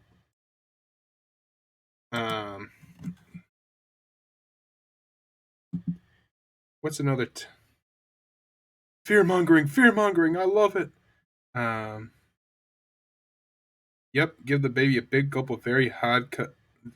Does it actually work, Wraith? I love fear mongering. I don't know what you were referring to there. Oh, the Muslim thing. I don't think that was fear mongering. That person was saying about how that's the greatest religion that ever existed. But does that actually work, Wraith? Like, do they actually stop being sick if you just give them a big gulp of vodka? I don't know if that's what a doctor would recommend, but what I guess maybe the doctors don't know. I mean, can't you're not going to know immediately, but maybe that might have to do with doesn't have poor effects on the children. Is there a high alcoholism rate in Bulgaria, Wraith? Because those two things might be connected. If you're giving babies alcohol every time they get sick, it might be connected. I don't know. Maybe there's not a. I don't know how. There's a high. Yeah, I don't know, man. That doesn't sound like a very good idea to me personally. I need a new thing to look up on Twitter, though. I'm getting bored of the Christian one. I said Christian because it's Palm. Isn't it Palm Sunday today?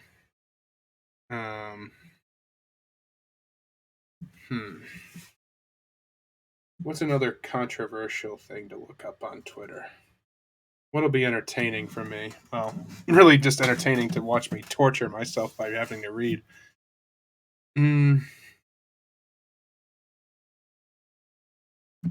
I'll just look up end of the world. Because Dew said how much they love fear mongering. I'm sure there's going to be a lot of fear mongering on this one.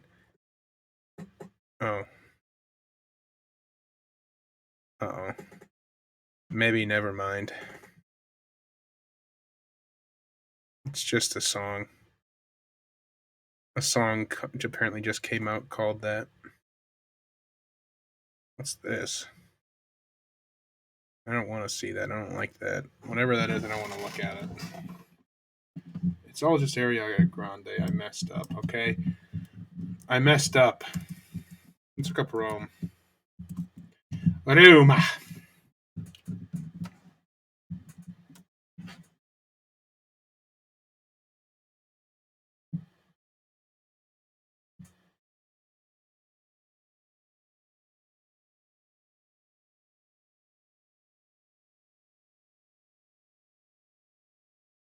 All right, let's see. Shaya Reshik says, Happy Purim from Rome. The Arch of Titus was built to celebrate the Roman Empire's victory over Jerusalem when they destroyed the Second Temple and exiled the Jews. Nearly 2,000 years later, and the Roman Empire is long gone. Debatable, honestly. Other nations have tried to destroy the Jewish people. They all failed. Today on Purim, we commemorate yet another time in history when God saved the Jewish people from an evil empire. Hamas will not succeed. They will fail like all the others before them.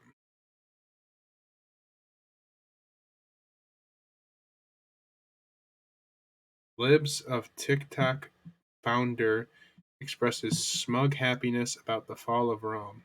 Not really, but the right that is allowed to be platformed and boosted is entirely subversive and destructive. They must be made pariahs if we are ever to thrive. That was just so much libs of. I don't know who believes in what if you just call it all that stuff. Libs, the right that is allowed to be. I don't understand the right, like rights, human rights, or the right, like conservative. And I mean, like I said, it's debatable that the Roman Empire ever fell. Honestly, racism didn't really exist in ancient Rome. Barbarous. Emperors were white, black, Arab, didn't matter. The color of your skin was like the color of your eyes. Citizenship is the distinction they drew. Yes, they were racist against non-citizens. It wasn't just about what you got in return, it was about your duty to your nation. Yeah, exactly. But a lot of the time, you didn't really. I mean, you were given a choice of destruction or citizenship a lot of the time, wasn't it? I mean, I'm no expert, but I mean, I just call it racism. I don't know. Let's see what's going on here. I haven't had the pleasure. Oh, I'd say that older generations, say 60, 70 plus, drink more, but they don't get drunk. They seem to just have a weird tolerance to it. As for babies, it's more like an end game thing if the baby gets a really high temp or something. They don't get drunk, maybe because they've been drinking since they're babies. All right, Dew on the Grass. Let's see what your clip is. It's probably the Bo Burnham thing, which I'll watch after. I mean, I'm not just going to sit here and watch a comedy special. That would be too pleasurable for me. I gotta be people talking about how racism didn't exist in Rome. Definitely did. The me generation. Okay, yeah. Oh. I don't even know if you guys can hear it if I play a thing. So I'm not going to. I'll watch it after. Don't worry, Do.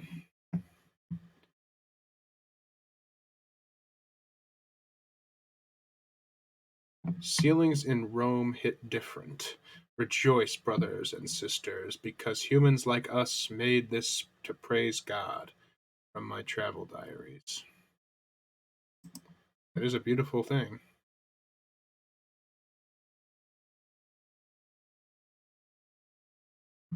I do rejoice, brothers and sisters, because humans like us made this.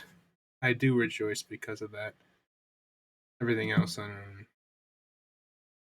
I'm zooming in on the whole thing back there. I just wish I could see the image closer. I don't know why it has to zoom in on everything. Look at how slow my laptop moves. Jeez Louise. It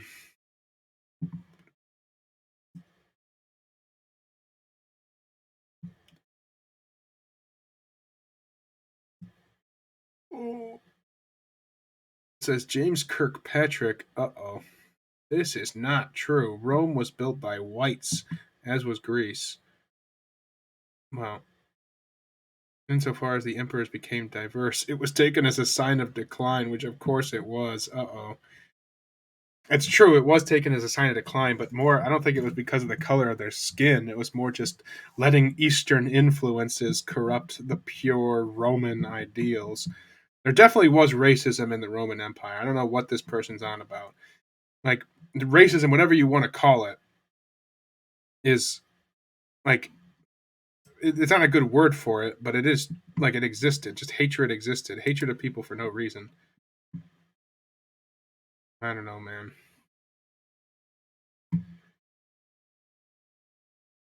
No pineapple on the pizza in Rome. What the heck? I love pineapple.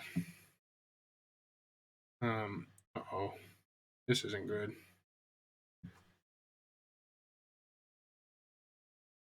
Um,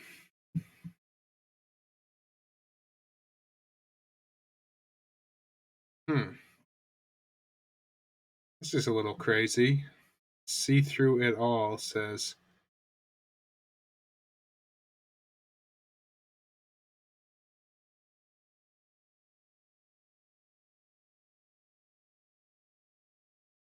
Yeah, no, I don't really care. Whatever. Rome, Italy. Is that real? Looks pretty cool.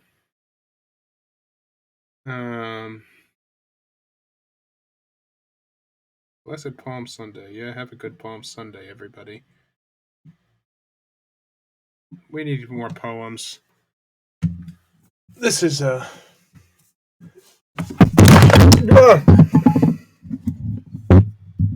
Hello? I'm sorry. I'm so sorry. I'm so sorry. Please forgive me. I just knocked my thing over. Let's read some Eliot. Let's have T.S. Eliot. We'll read the love song of J. Alfred Prufrock because I love Prufrock.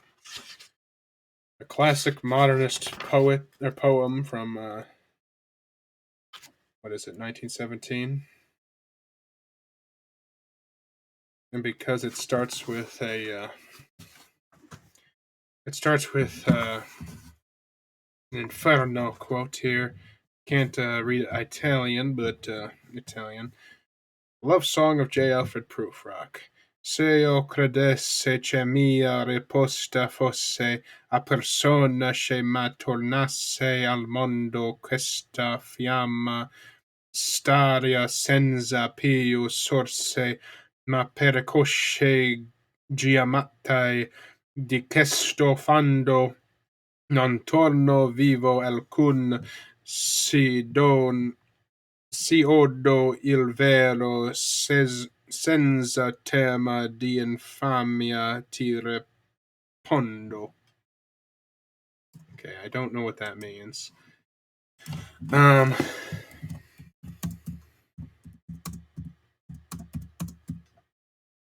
Love song of J. Alfred Prufrock. I hope my mic's still working. Hello, hello, hello, hello, hello. Yeah, it looks like it's still working. Hello, hello, hello, hello. I want to know what that beginning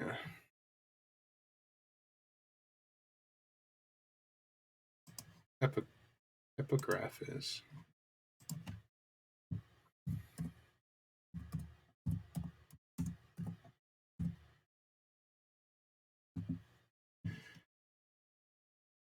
Nope.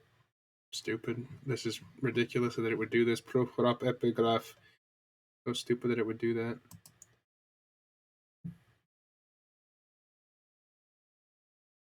Yes, I know it was about.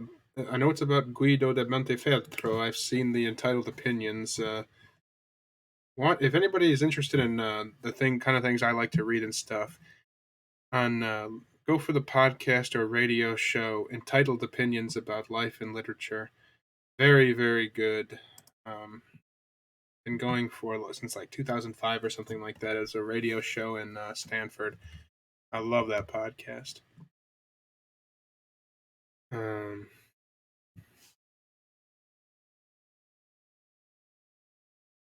Kitty, what does it mean?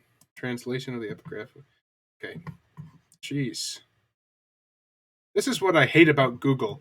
What this right here up there should have been immediately. Why can't it just be? It doesn't. That's why I can't wait for these language learning things, whatever you want to call them, AI, language learning algorithms are going to eat and swallow up Google or change it really more realistically because it'll be Google that has the money to to advance these things. But I hope somebody beats him to it, just because I like to see things change. So I already read this, and it means, if I but thought that my response were made to one perhaps returning to the world, this tongue of flame would cease to flicker. But since up from these depths no one has yet returned alive, if what I hear is true, I answer without fear of being shamed. Ah, so that's him saying he'll only talk to Dante because he knows that he doesn't believe that Dante will ever leave. But of course, Dante will leave to give us these words eventually. Let's see, did anybody post on here? Everything is fine. Don't worry. Thanks, Wraith. You're the best. All right.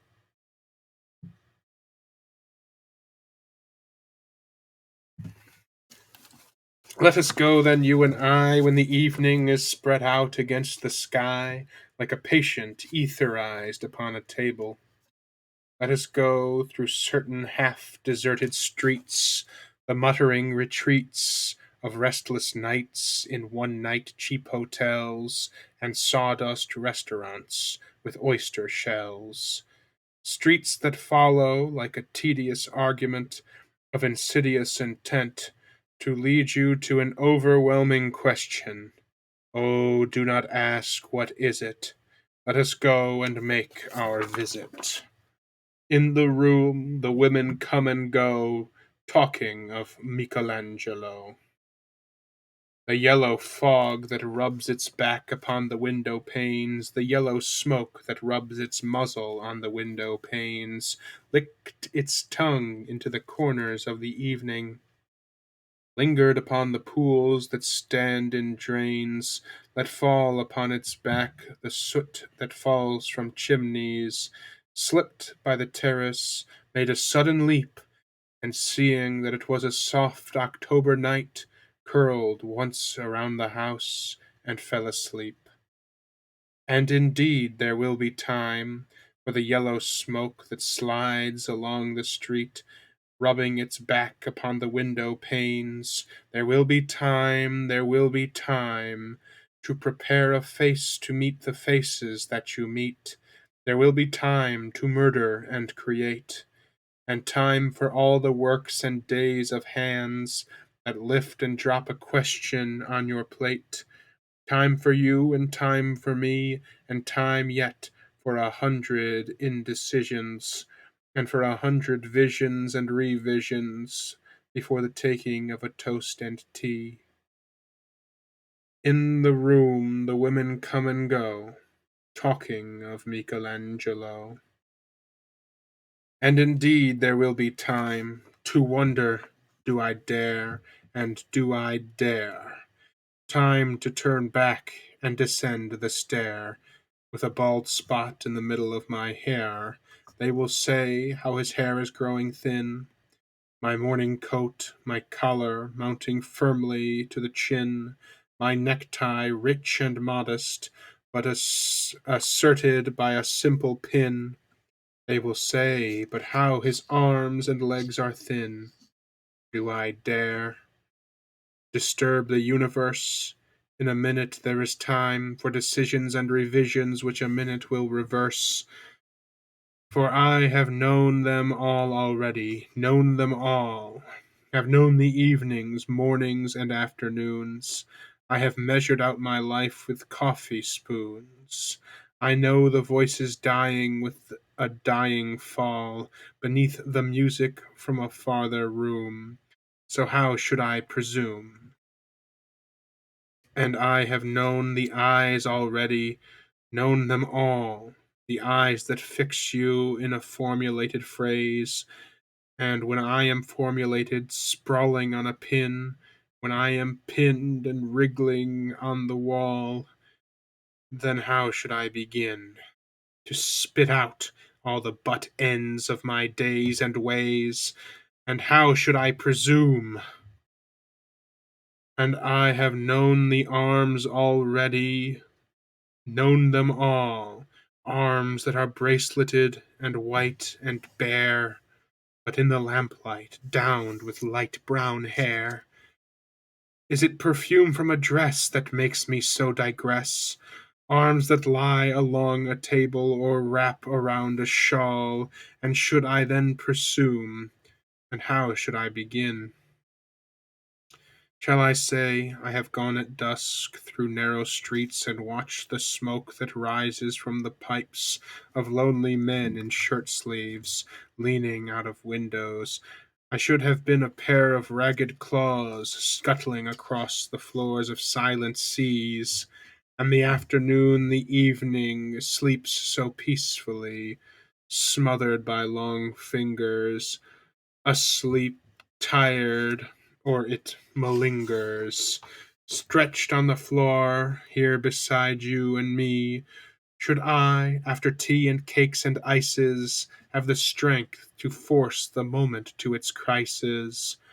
But though I have wept and fasted, wept and prayed, though I have seen my head, grown slightly bald, brought in upon a platter, I am no prophet, and here is no great matter. I have seen the moment of my greatness flicker, and I have seen the eternal footman hold my coat and snicker, and in short, I was afraid. And would it have been worth it after all, after the cups, the marmalade, the tea, among the porcelain, among some talk of you and me, would it have been worth while to have bitten off the matter with a smile, to have squeezed the universe into a ball, to roll it towards some overwhelming question, to say, I am Lazarus, come from the dead, come back to tell you all, I shall tell you all. If one, settling a pillow by her head, should say, that is not what I meant at all, that is not it at all. And would it have been worth it after all? Would it have been worth while, after the sunsets and the dooryards and the sprinkled streets, after the novels, after the teacups, after the skirts that trail along the floor, and this and so much more?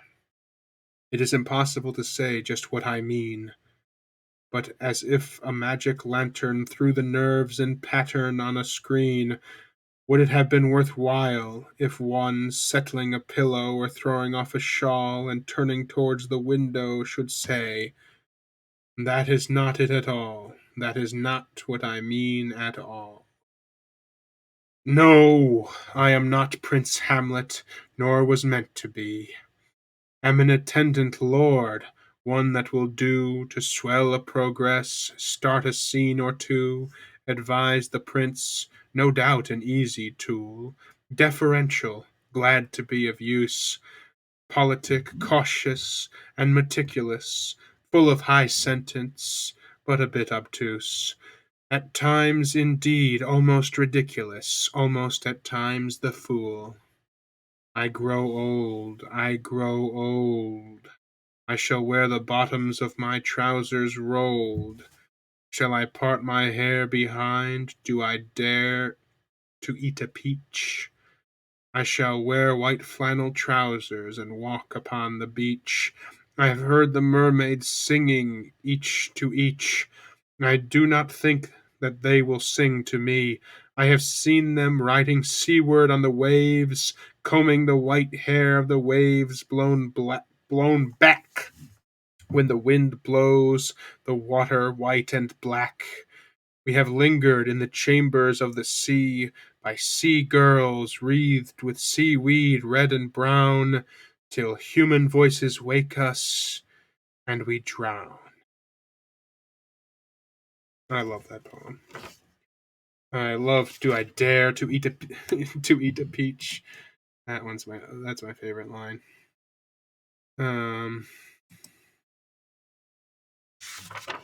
I really don't want to go back to Twitter. What's another good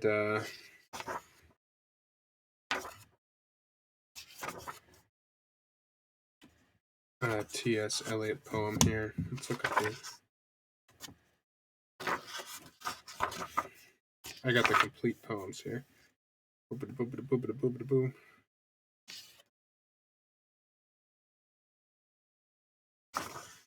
Um,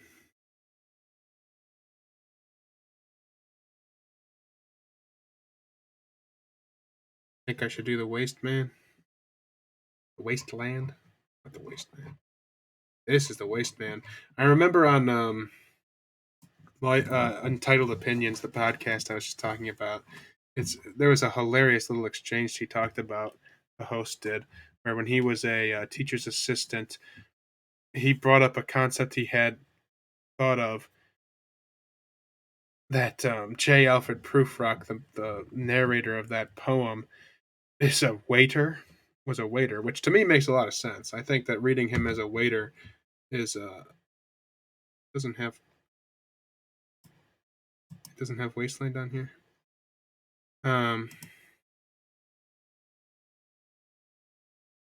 Him being a waiter, but I thought it was so funny because he said, "What are you doing, Harrison? These you have all my students saying that Prufrock was a waiter." Uh, which to me is just such a funny, like, intellectual argument. I just think it's so funny when people argue about intellectual things like that, or artistic, whatever you want to call them. I like the meme of professor stabbed to death in argument over Dostoevsky versus Tolstoy. Just the idea that people get so aggressive over such literary things is so funny to me. Because I don't want to go back to the wasteland of Twitter, I'll read The Wasteland of T.S. Eliot. It's a long one, and it starts with another Italian quotation, apparently.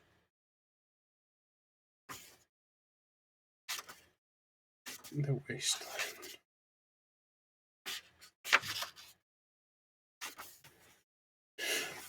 Now,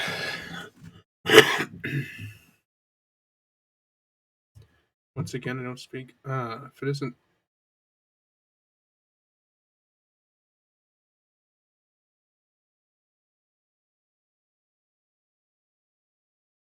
Wraith says poetry is so nice. No need to go to Twitter. The text coupled with your emotion in the reading are so enjoyable.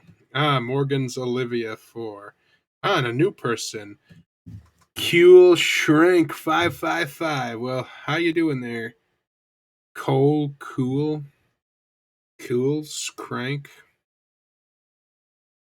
How you doing, 555? Welcome to the Readery.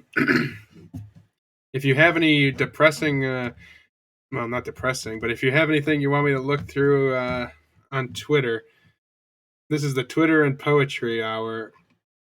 More than an hour, but since I don't want to, I don't know why it's highlighting all these things, but since I don't want to go back to the wasteland of Twitter, I'm going to distract myself with the wasteland here for a good minute. This is a long one. Hopefully nobody minds. I'll give a break at each not stanza, but when they, like, I'll give a break here and we can talk about it. But I'm gonna have to do another, and there's even some Greek here.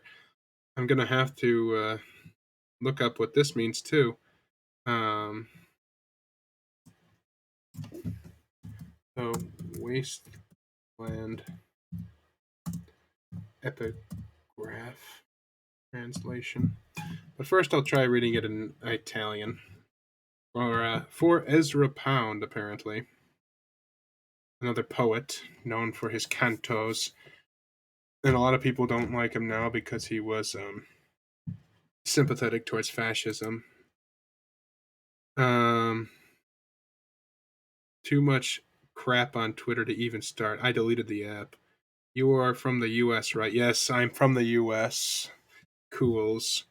Yeah, I know Morgan Olivia's 47. That's why I never go on Twitter. That's the point of this stream, is for me to go on Twitter for the first time, really. I've never really browsed it. From my brief overview here, it just seems to be a place for people to get mad at each other.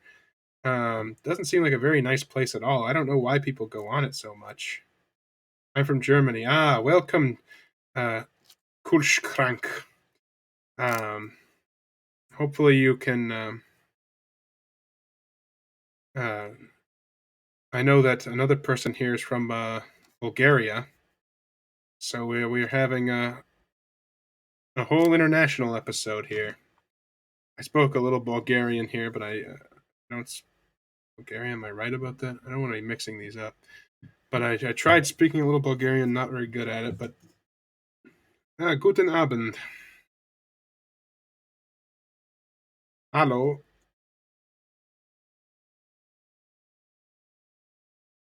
Guten Morgen, mein Herr.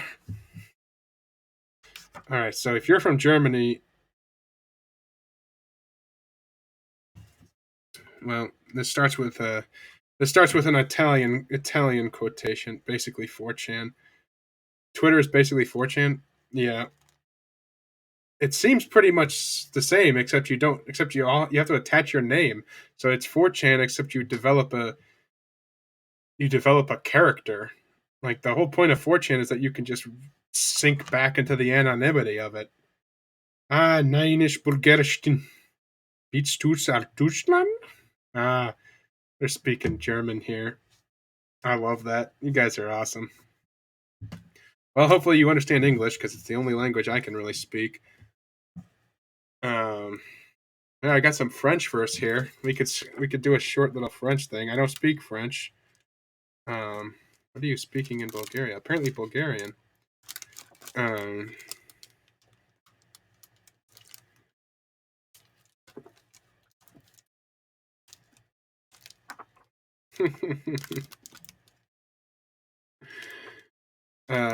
they speak Bulgarian in Bulgaria. What do you know?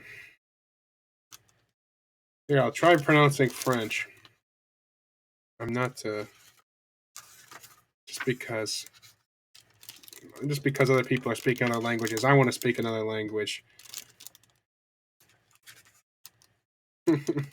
Mon ami en son secret, ma vie a son mystère, une amour éternel et un moment concours, les morts et les son espoir aussi j'ai de la terre et celle coiffée non a jamais reçu. Alors j'aurais passé près d'elle inaperçu toujours au côtes et pourtant solitaire, et j'aurais, je sais, fait mon temps sur la terre, ne sans rien demander, et n'ayant rien vécu, pour elle concours de la fait douceur tendre, elle y a son chemin distrait et son extendre.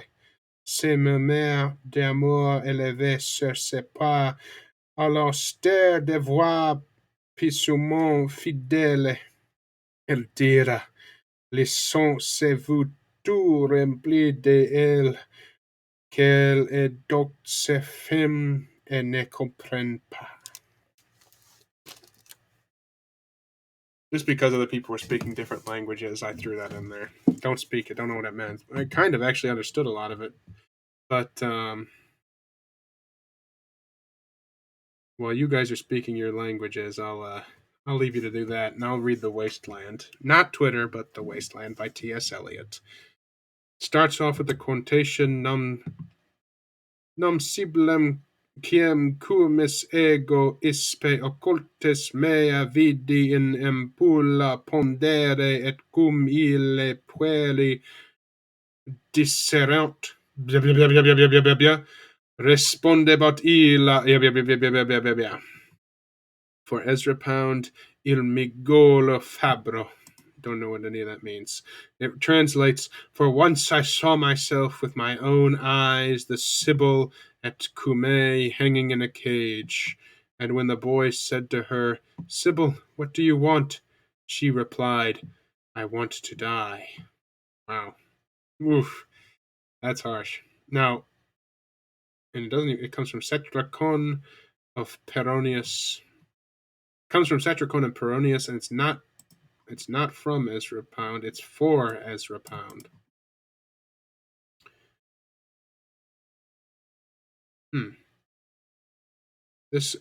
Canterbury Tales. That's exactly what I was just thinking. That reminds me so much of the Canterbury Tales. There. Jeez, I wish I would have said it before I scrolled over that because now there's no way to believe me. But I was thinking, oh, Canterbury Tales, and I did that. That's media literacy, I guess. What are you guys saying? Ya nebogono gorvriu? Y'all are speaking my language. The Wasteland from 1922. Part 1, The Burial of the Dead. April is the cruelest month, breeding lilacs out of the dead land, mixing memory and desire, stirring dull roots with spring rain. Winter kept us warm, covering earth in forgetful snow, feeding a little life with dried tubers. Summer surprised us, coming over the Starnbergisse with a shower of rain. We stopped in the colonnade and went on in daylight into Hofgarten and drank coffee and talked for an hour. Bin gar kein Russian, stam or liaten ich Deutsch. You're going to have to tell me what that means, Mr.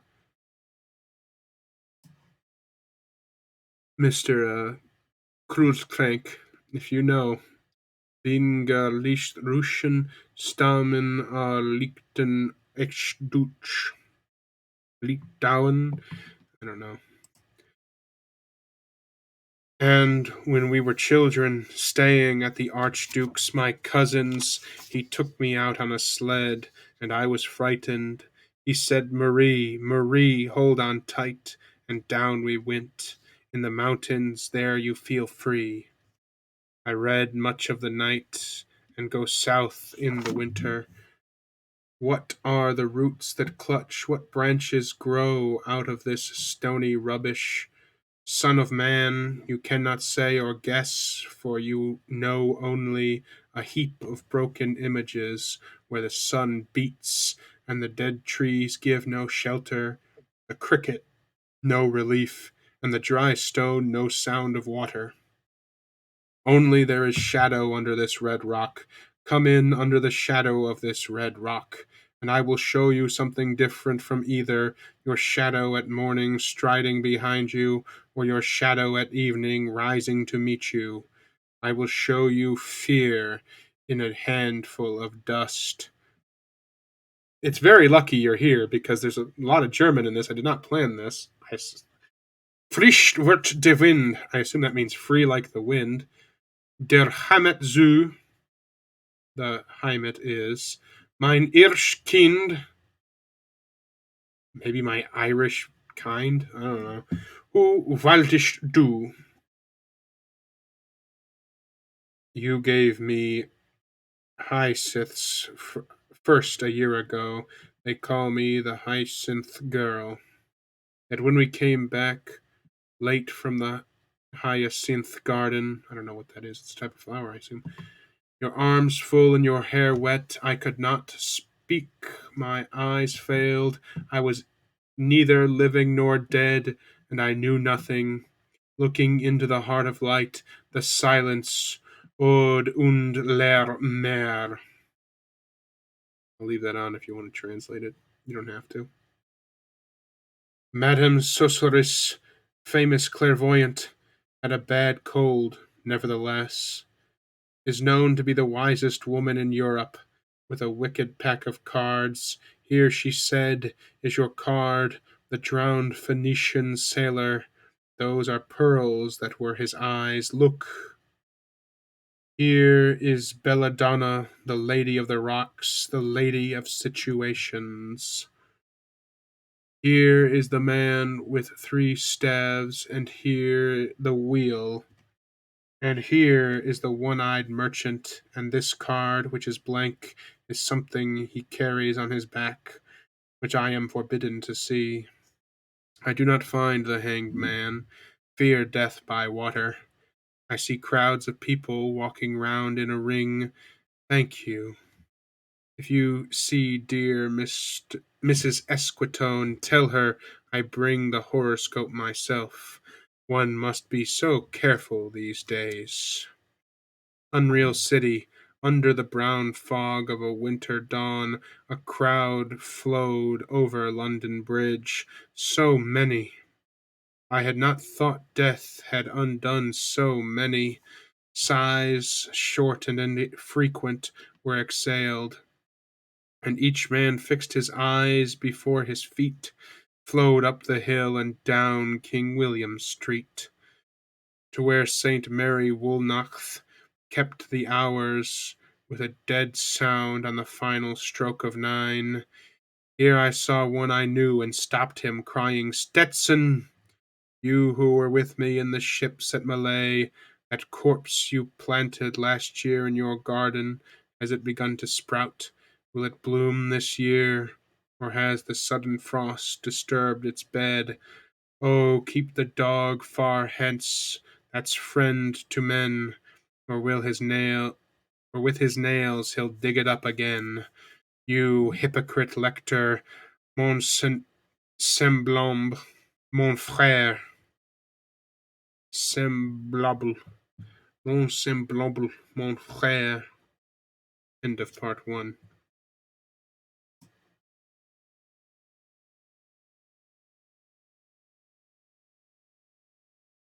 Bridge 555. Part 2. A game of chess. The chair she sat in, like a burnished throne, glowed on the marble, where the glass held up by standards wrought with fruited vines, from which a golden Cupidon peeped out. Another hid his eyes behind his wings, doubled the flame of 7-branched candelabra, reflecting light upon the table as the glitter of her jewels rose to meet it. From satin cases poured in rich profusion in vials of ivory and colored glass. Unstoppered lurked her strange synthetic perfumes, ungent, powdered, or liquid, troubled, confused, and drowned the sense in odors stirred by the air that freshened from the window. These ascended in fattening the prolonged candle flames, flung their smoke into lacqueria, stirring the pattern on the coffered ceiling. Huge sea wood fed with copper, burned green and orange, framed by the colored stone, in which sad light a carved dolphin swam. Above, the antique mantle was displayed, as through a window gave upon the sylvan scene. The change of Philomel by the barbarous king, so rudely forced, yet there the nightingale filled all the desert with involuble voice. And still she cried, and still the world pursues. Jug, jug, to dirty ears, and others withered stumps of time were told upon the walls. Staring forms leaned out, leaning, hushing the room enclosed. 4 steps shuffled on the stair. Under the firelight, under the brush, her hair spread out in fiery points, glowed into words, then would be savagely still. My nerves are bad tonight. Yes, bad. Stay with me. Speak with me. Why do you never speak? Speak! What are you thinking of? What thinking? What? I never know what you are thinking. Think! I think we are in Rat's Alley, where the dead men lost their bones. What is that noise? The wind under the door. What is that noise now? What is the wind doing? Nothing, again nothing. Do you know nothing? Do you see nothing? Do you remember nothing? I remember. Those are pearls that were his eyes. Are you alive or not? Is there nothing in your head? But, oh, Oh, that Shakespearean rag. It's so it's so elegant, so intelligent. What shall I do now? What shall I do? I shall rush out as I am and walk the street with my hair down. What shall we do tomorrow? What shall we ever do? The hot water at 10, and if it rains, a closed car at 4, and we shall play a game of chess, pressing lidless eyes and waiting for a knock upon the door. When Lil's husband got demobbed, I didn't mince my words. I said to her myself, "Hurry up, please, it's time." Now Albert's coming back. Make yourself a bit smart. He'll want to know what you done with that money he gave you to get yourself some teeth. He did, I was there. You have them all out, Lil, and get a nice set. He said, I swear I can't bear to look at you. And no more can't I, said, and think of poor Albert. He's been in the army 4 years. He wants a good time, and if you don't give it him, there's other will, I said. Oh, there is, she said. Something oh that, I said. And then I'll know who to thank, she said, and give me a straight look. Hurry up, please, it's time. If you don't like it, you can get on with it, I said. Others can pick and choose if you can't. But if Albert makes off, it won't be for lack of telling. You ought to be ashamed, I said, to look so antique, and her only 31. I can't help it, she said, pulling a long face. It's them pills I took to bring it off, she said. She's had 5 already and nearly died of young George. The chemist said it would be all right, but I've never been the same. You are a proper fool, I said. Well, if Albert won't leave you alone, there it is, I said. What you get married for if you don't want children? Hurry up, please, it's time. Well, that Sunday Albert was home. They had a hot gammon. They asked me in to dinner to get the beauty of it hot. Hurry up, please, it's time. Hurry up, please, it's time. Good night, Bill. Good night, Lou. Good night, May. Good night. Ta-ta. Good night. Good night. Good night, ladies. Good night, sweet ladies. Good night. Good night. Part 3, The Fire Sermon. The river's tent is broken. The last fingers of leaf clutch and sink into the wet bank. The wind crosses the brown land unheard. The nymphs are departed. Sweet Thames, run softly till I end my song. The river bears no empty bottles, sandwich papers, silk handkerchiefs, cardboard boxes, cigarette ends, or other testimony of summer nights. The nymphs are departed, and their friends, the loitering heirs of city directors, departed, have left no addresses.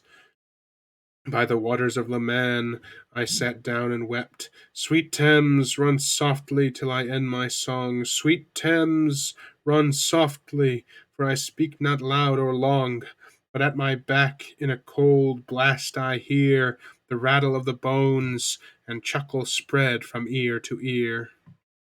A rat crept softly through the vegetation, dragging its slimy belly on the bank, while I was fishing in the dull canal on a winter evening round behind the gas house, musing upon the king my brother's wreck, and on the king my father's death before him, white bodies naked on the low damp ground, and bones cast in a little low dry garret, rattled by the rat's foot only, year to year, but at my back from time to time I hear the sound of horns and motors, which shall bring Sweeney to Mrs. Porter in the spring.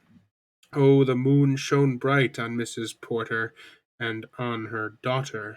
They washed their feet in soda water, et au savoir des enfants jetant dans la coupole.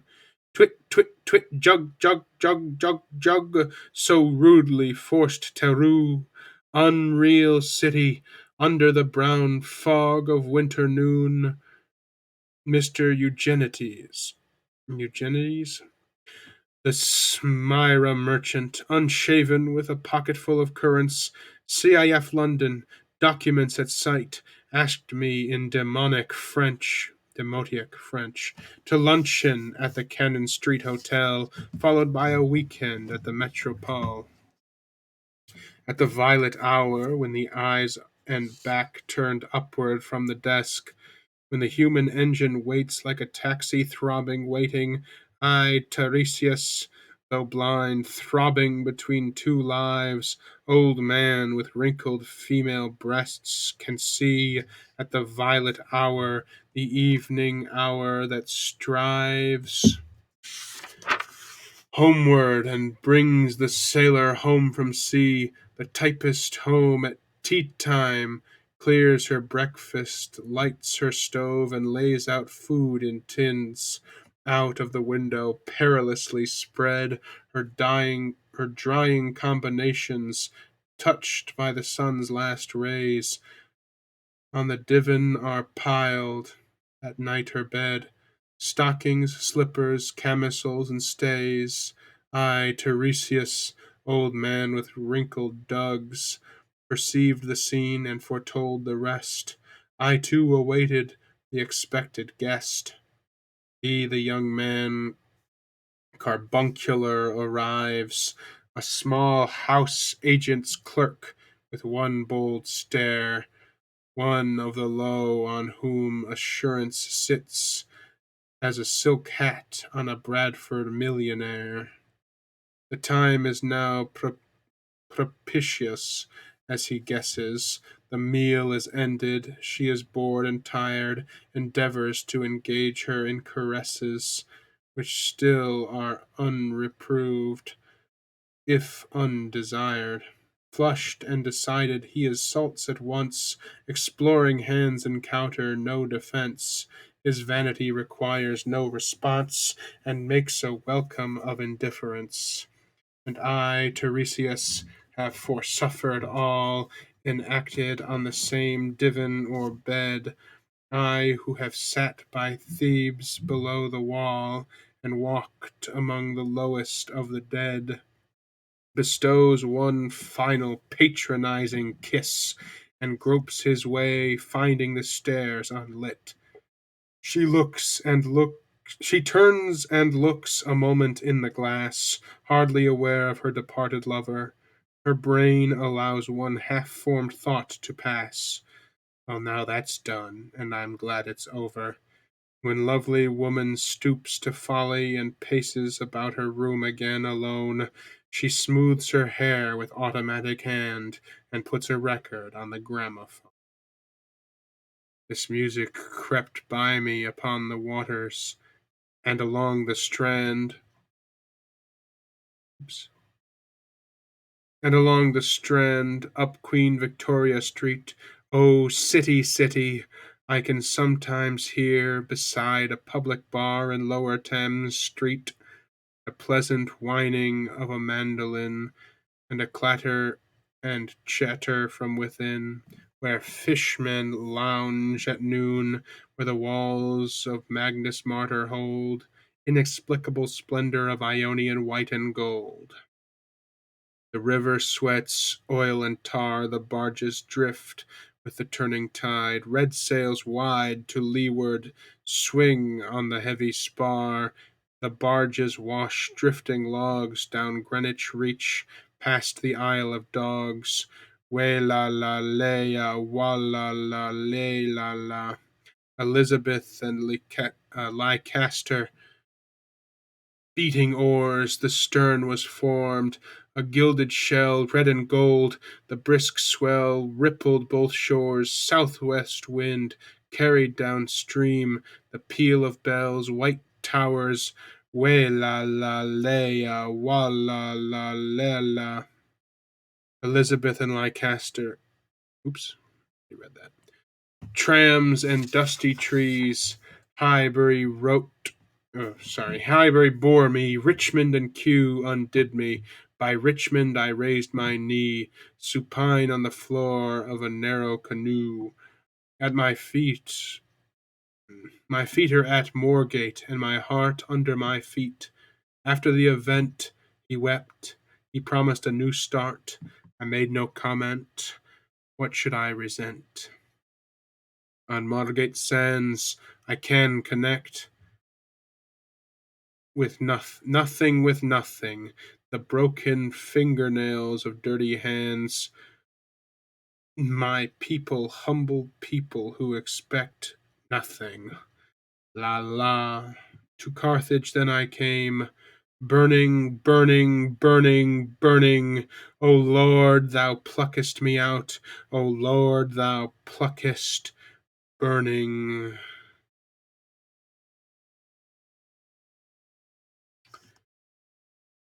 Part 4, Death by Water. Plebis,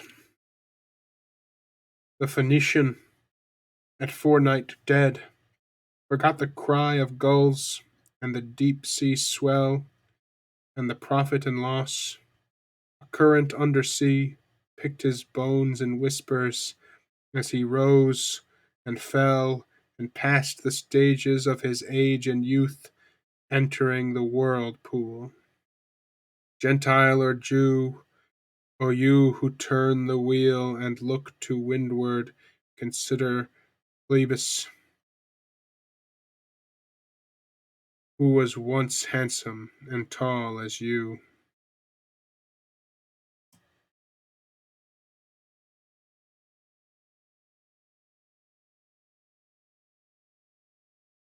It is 6:30 for me right now. Not going to be streaming for too much longer, probably. Maybe a little bit more Twitter after this. 5. What the Thunder Said. After the torchlight red on sweaty faces, after the frosty silence in the gardens, after the agony in stony places, the shouting and the crying, prison and palace and reverberation, the thunder of spring over distant mountains, he who was living is now dead. We who were living are now dying with a little patience. Here is no water, but only rock. Rock and no water, and the sandy road, the road winding above among the mountains, which are mountains of rock without water. If there were water, we should stop and drink. Amongst the rock one cannot stop or think. Sweat is dry, and feet are in the sand. If there were only water amongst the rock, dead mountain, mouth of carious teeth that cannot spit. Here one can neither stand nor lie nor sit. There is not even silence in the mountains, but dry, sterile thunder without rain. There is not even solitude in the mountains, but red, sullen faces sneer and snarl from doors of mud-cracked houses. If there were water and no rock, if there were rock and also water, and water, a spring, a pool among the rock, if there were the sound of water only, not the cicada and dry grass singing, but sound of water over a rock, where the hermit thrush sings in the pine trees, drip, drop, drip, drop, drop, drop, drop, but there is no water. Who is the third who always walks beside you? Who walks always beside you? When I count, there are only you and I together. When I look ahead up the white road, there is always another one walking beside you, gliding wrapped in a brown mantle, hooded. I do not know whether a man or a woman. But who is that on the other side of you? What is that sound high in the air, murmur of maternal lamentation? Who are those hooded hordes swarming over endless plains, stumbling in cracked earth, ringed by the flat horizon only. What is the city over the mountains? Cracks and reforms and bursts in the violet air. Falling towers, Jerusalem, Athens, Alexandria, Vienna, London, unreal. A woman a woman drew her long black hair out tight and fiddled whisper music on those strings, and bats with baby faces in the violet night whistled and beat their wings and crawled head downward down a blackened wall, and upside down in air were towers tolling reminiscent bells. They kept the hours, and voices singing out of empty cisterns and exhausted wells. In this decayed hole among the mountains, in the faint moonlight, the grass is singing over the tumbled graves. About the chapel, there is the empty chapel, only the wind's home. It has no windows, and the door swings. Dry bones can harm no one. Only a cock stood on the roof tree. Cocorico, cocorico. In a flash of lightning, then a damp gust bringing rain. Ganga was sunken, and the lip leaves waited for rain, while the black clouds gathered far distant over Himavant. The jungle crouched, humped in silence, then spoke the thunder, Da! Datta, what have we given? My friend, blood shaking my heart, the awful daring of a moment's surrender, which an age of prudence can never retract. By this and this only we have existed, which is not to be found in our obituaries, or in memories draped by the beneficent spider, or under seals broken by the lean solicitor.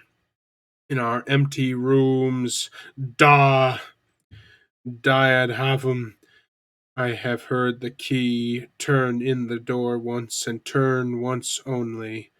We think of the key, each in his prison, thinking of the key. Each confirms a prison only at nightfall. Ethereal rumors revive for a moment a broken coronal, Coriolanus, Coriolanus, Da!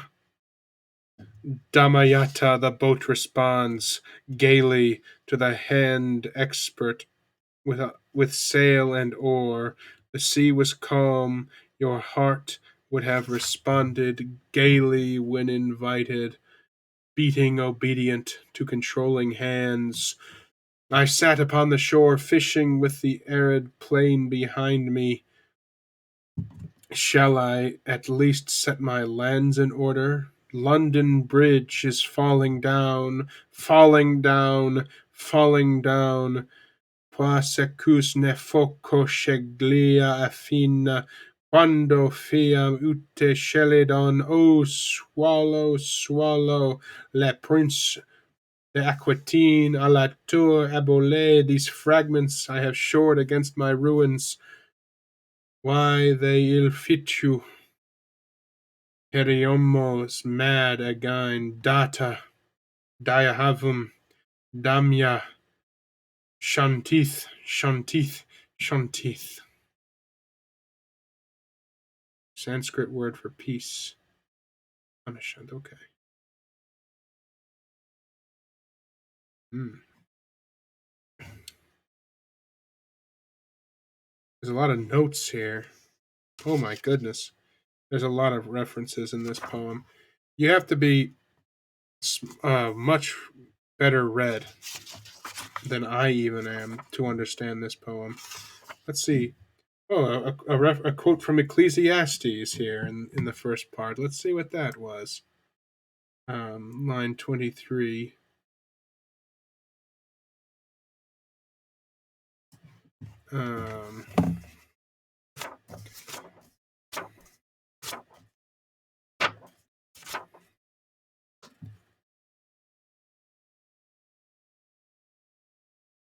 And the dead tree gives no shelter, the cricket no relief.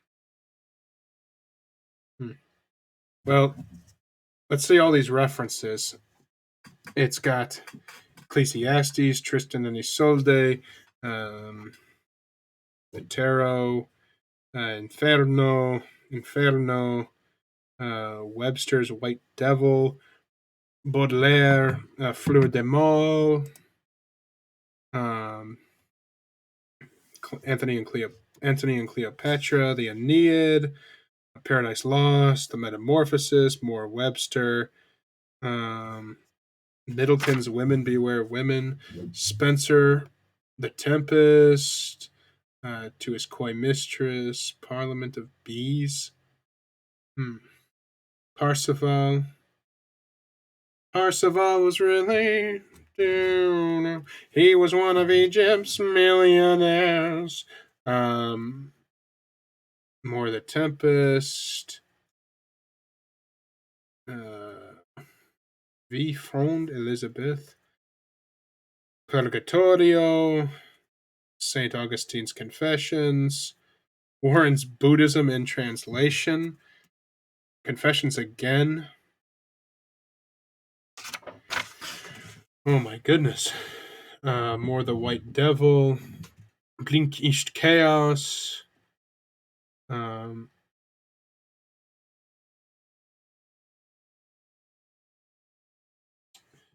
More Inferno. F. H. Bradley, Appearance and Reality. From Ritual to Romance. More Purgatorio. This Kid's Spanish Tragedy. Wow, yeah. The Upanishad. Oh my goodness. This was that's a poem that you can't just jump into. This is the kind of poem that takes years to fully understand. And I mean years to fully to even begin to grasp the meaning behind the true meaning behind it.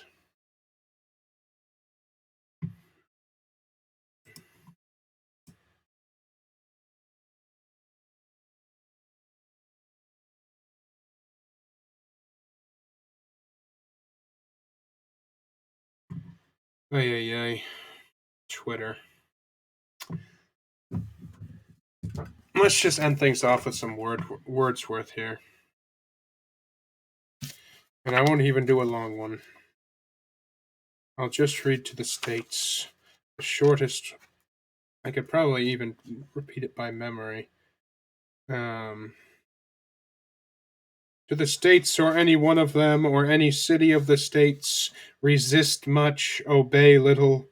Once unquestioning obedience, once fully enslaved,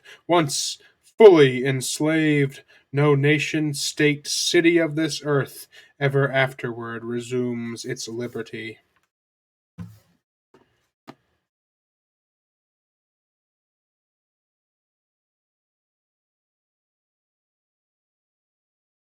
Resist much, obey little.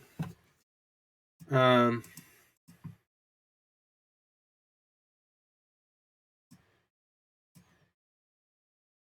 don't want to go back to Twitter. The wasteland drained me. So much variety. Feels like a condensed library. The amount that you could recreate out of the wasteland. It's so. That's definitely the kind of poem that you could take a course in college just on that one poem.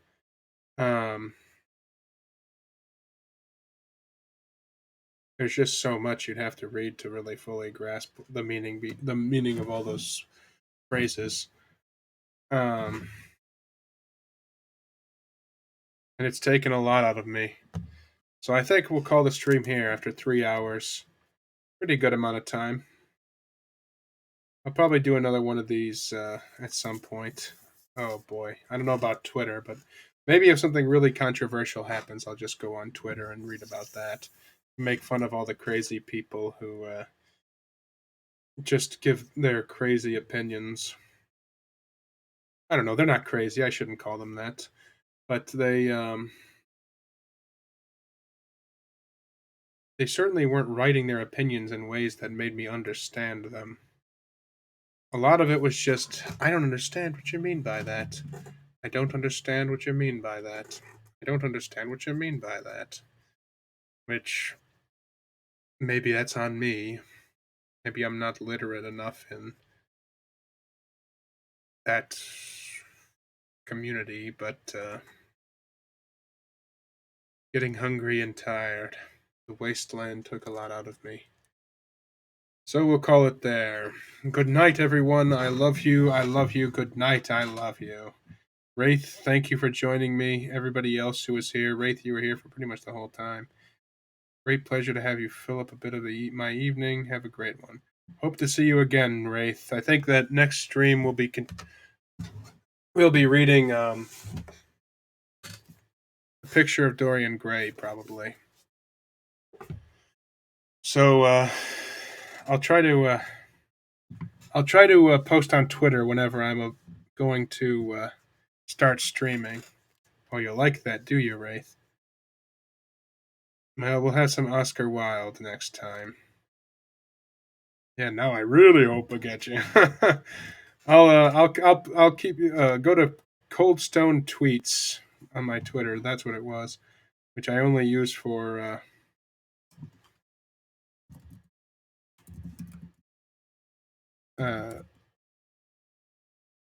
Which I only use for. Well, I guess I probably post some opinions on there sometimes, but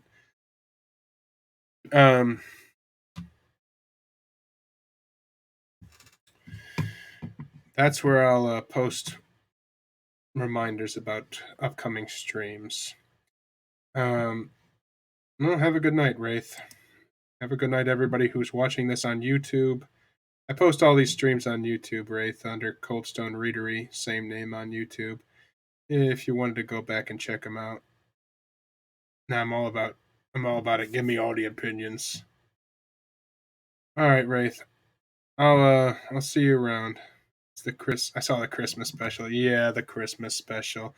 That one was hard. I didn't remember how long the Christmas carol is. Oh man. Yeah. Either way. I gotta make a stream. I gotta draw more of my thumbnails. I have a lot of thumbnails that I need to draw still. I'm falling way behind. Maybe I'll do a stream where I draw thumbnails.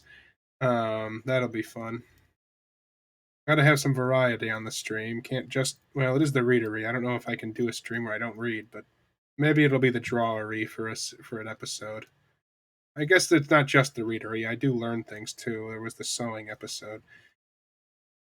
I gotta finish the sewing. I'm rambling. Good night, everybody. Good night. I love you. Good night. And somebody else just joined too. Good night to that second person who just joined. See you around.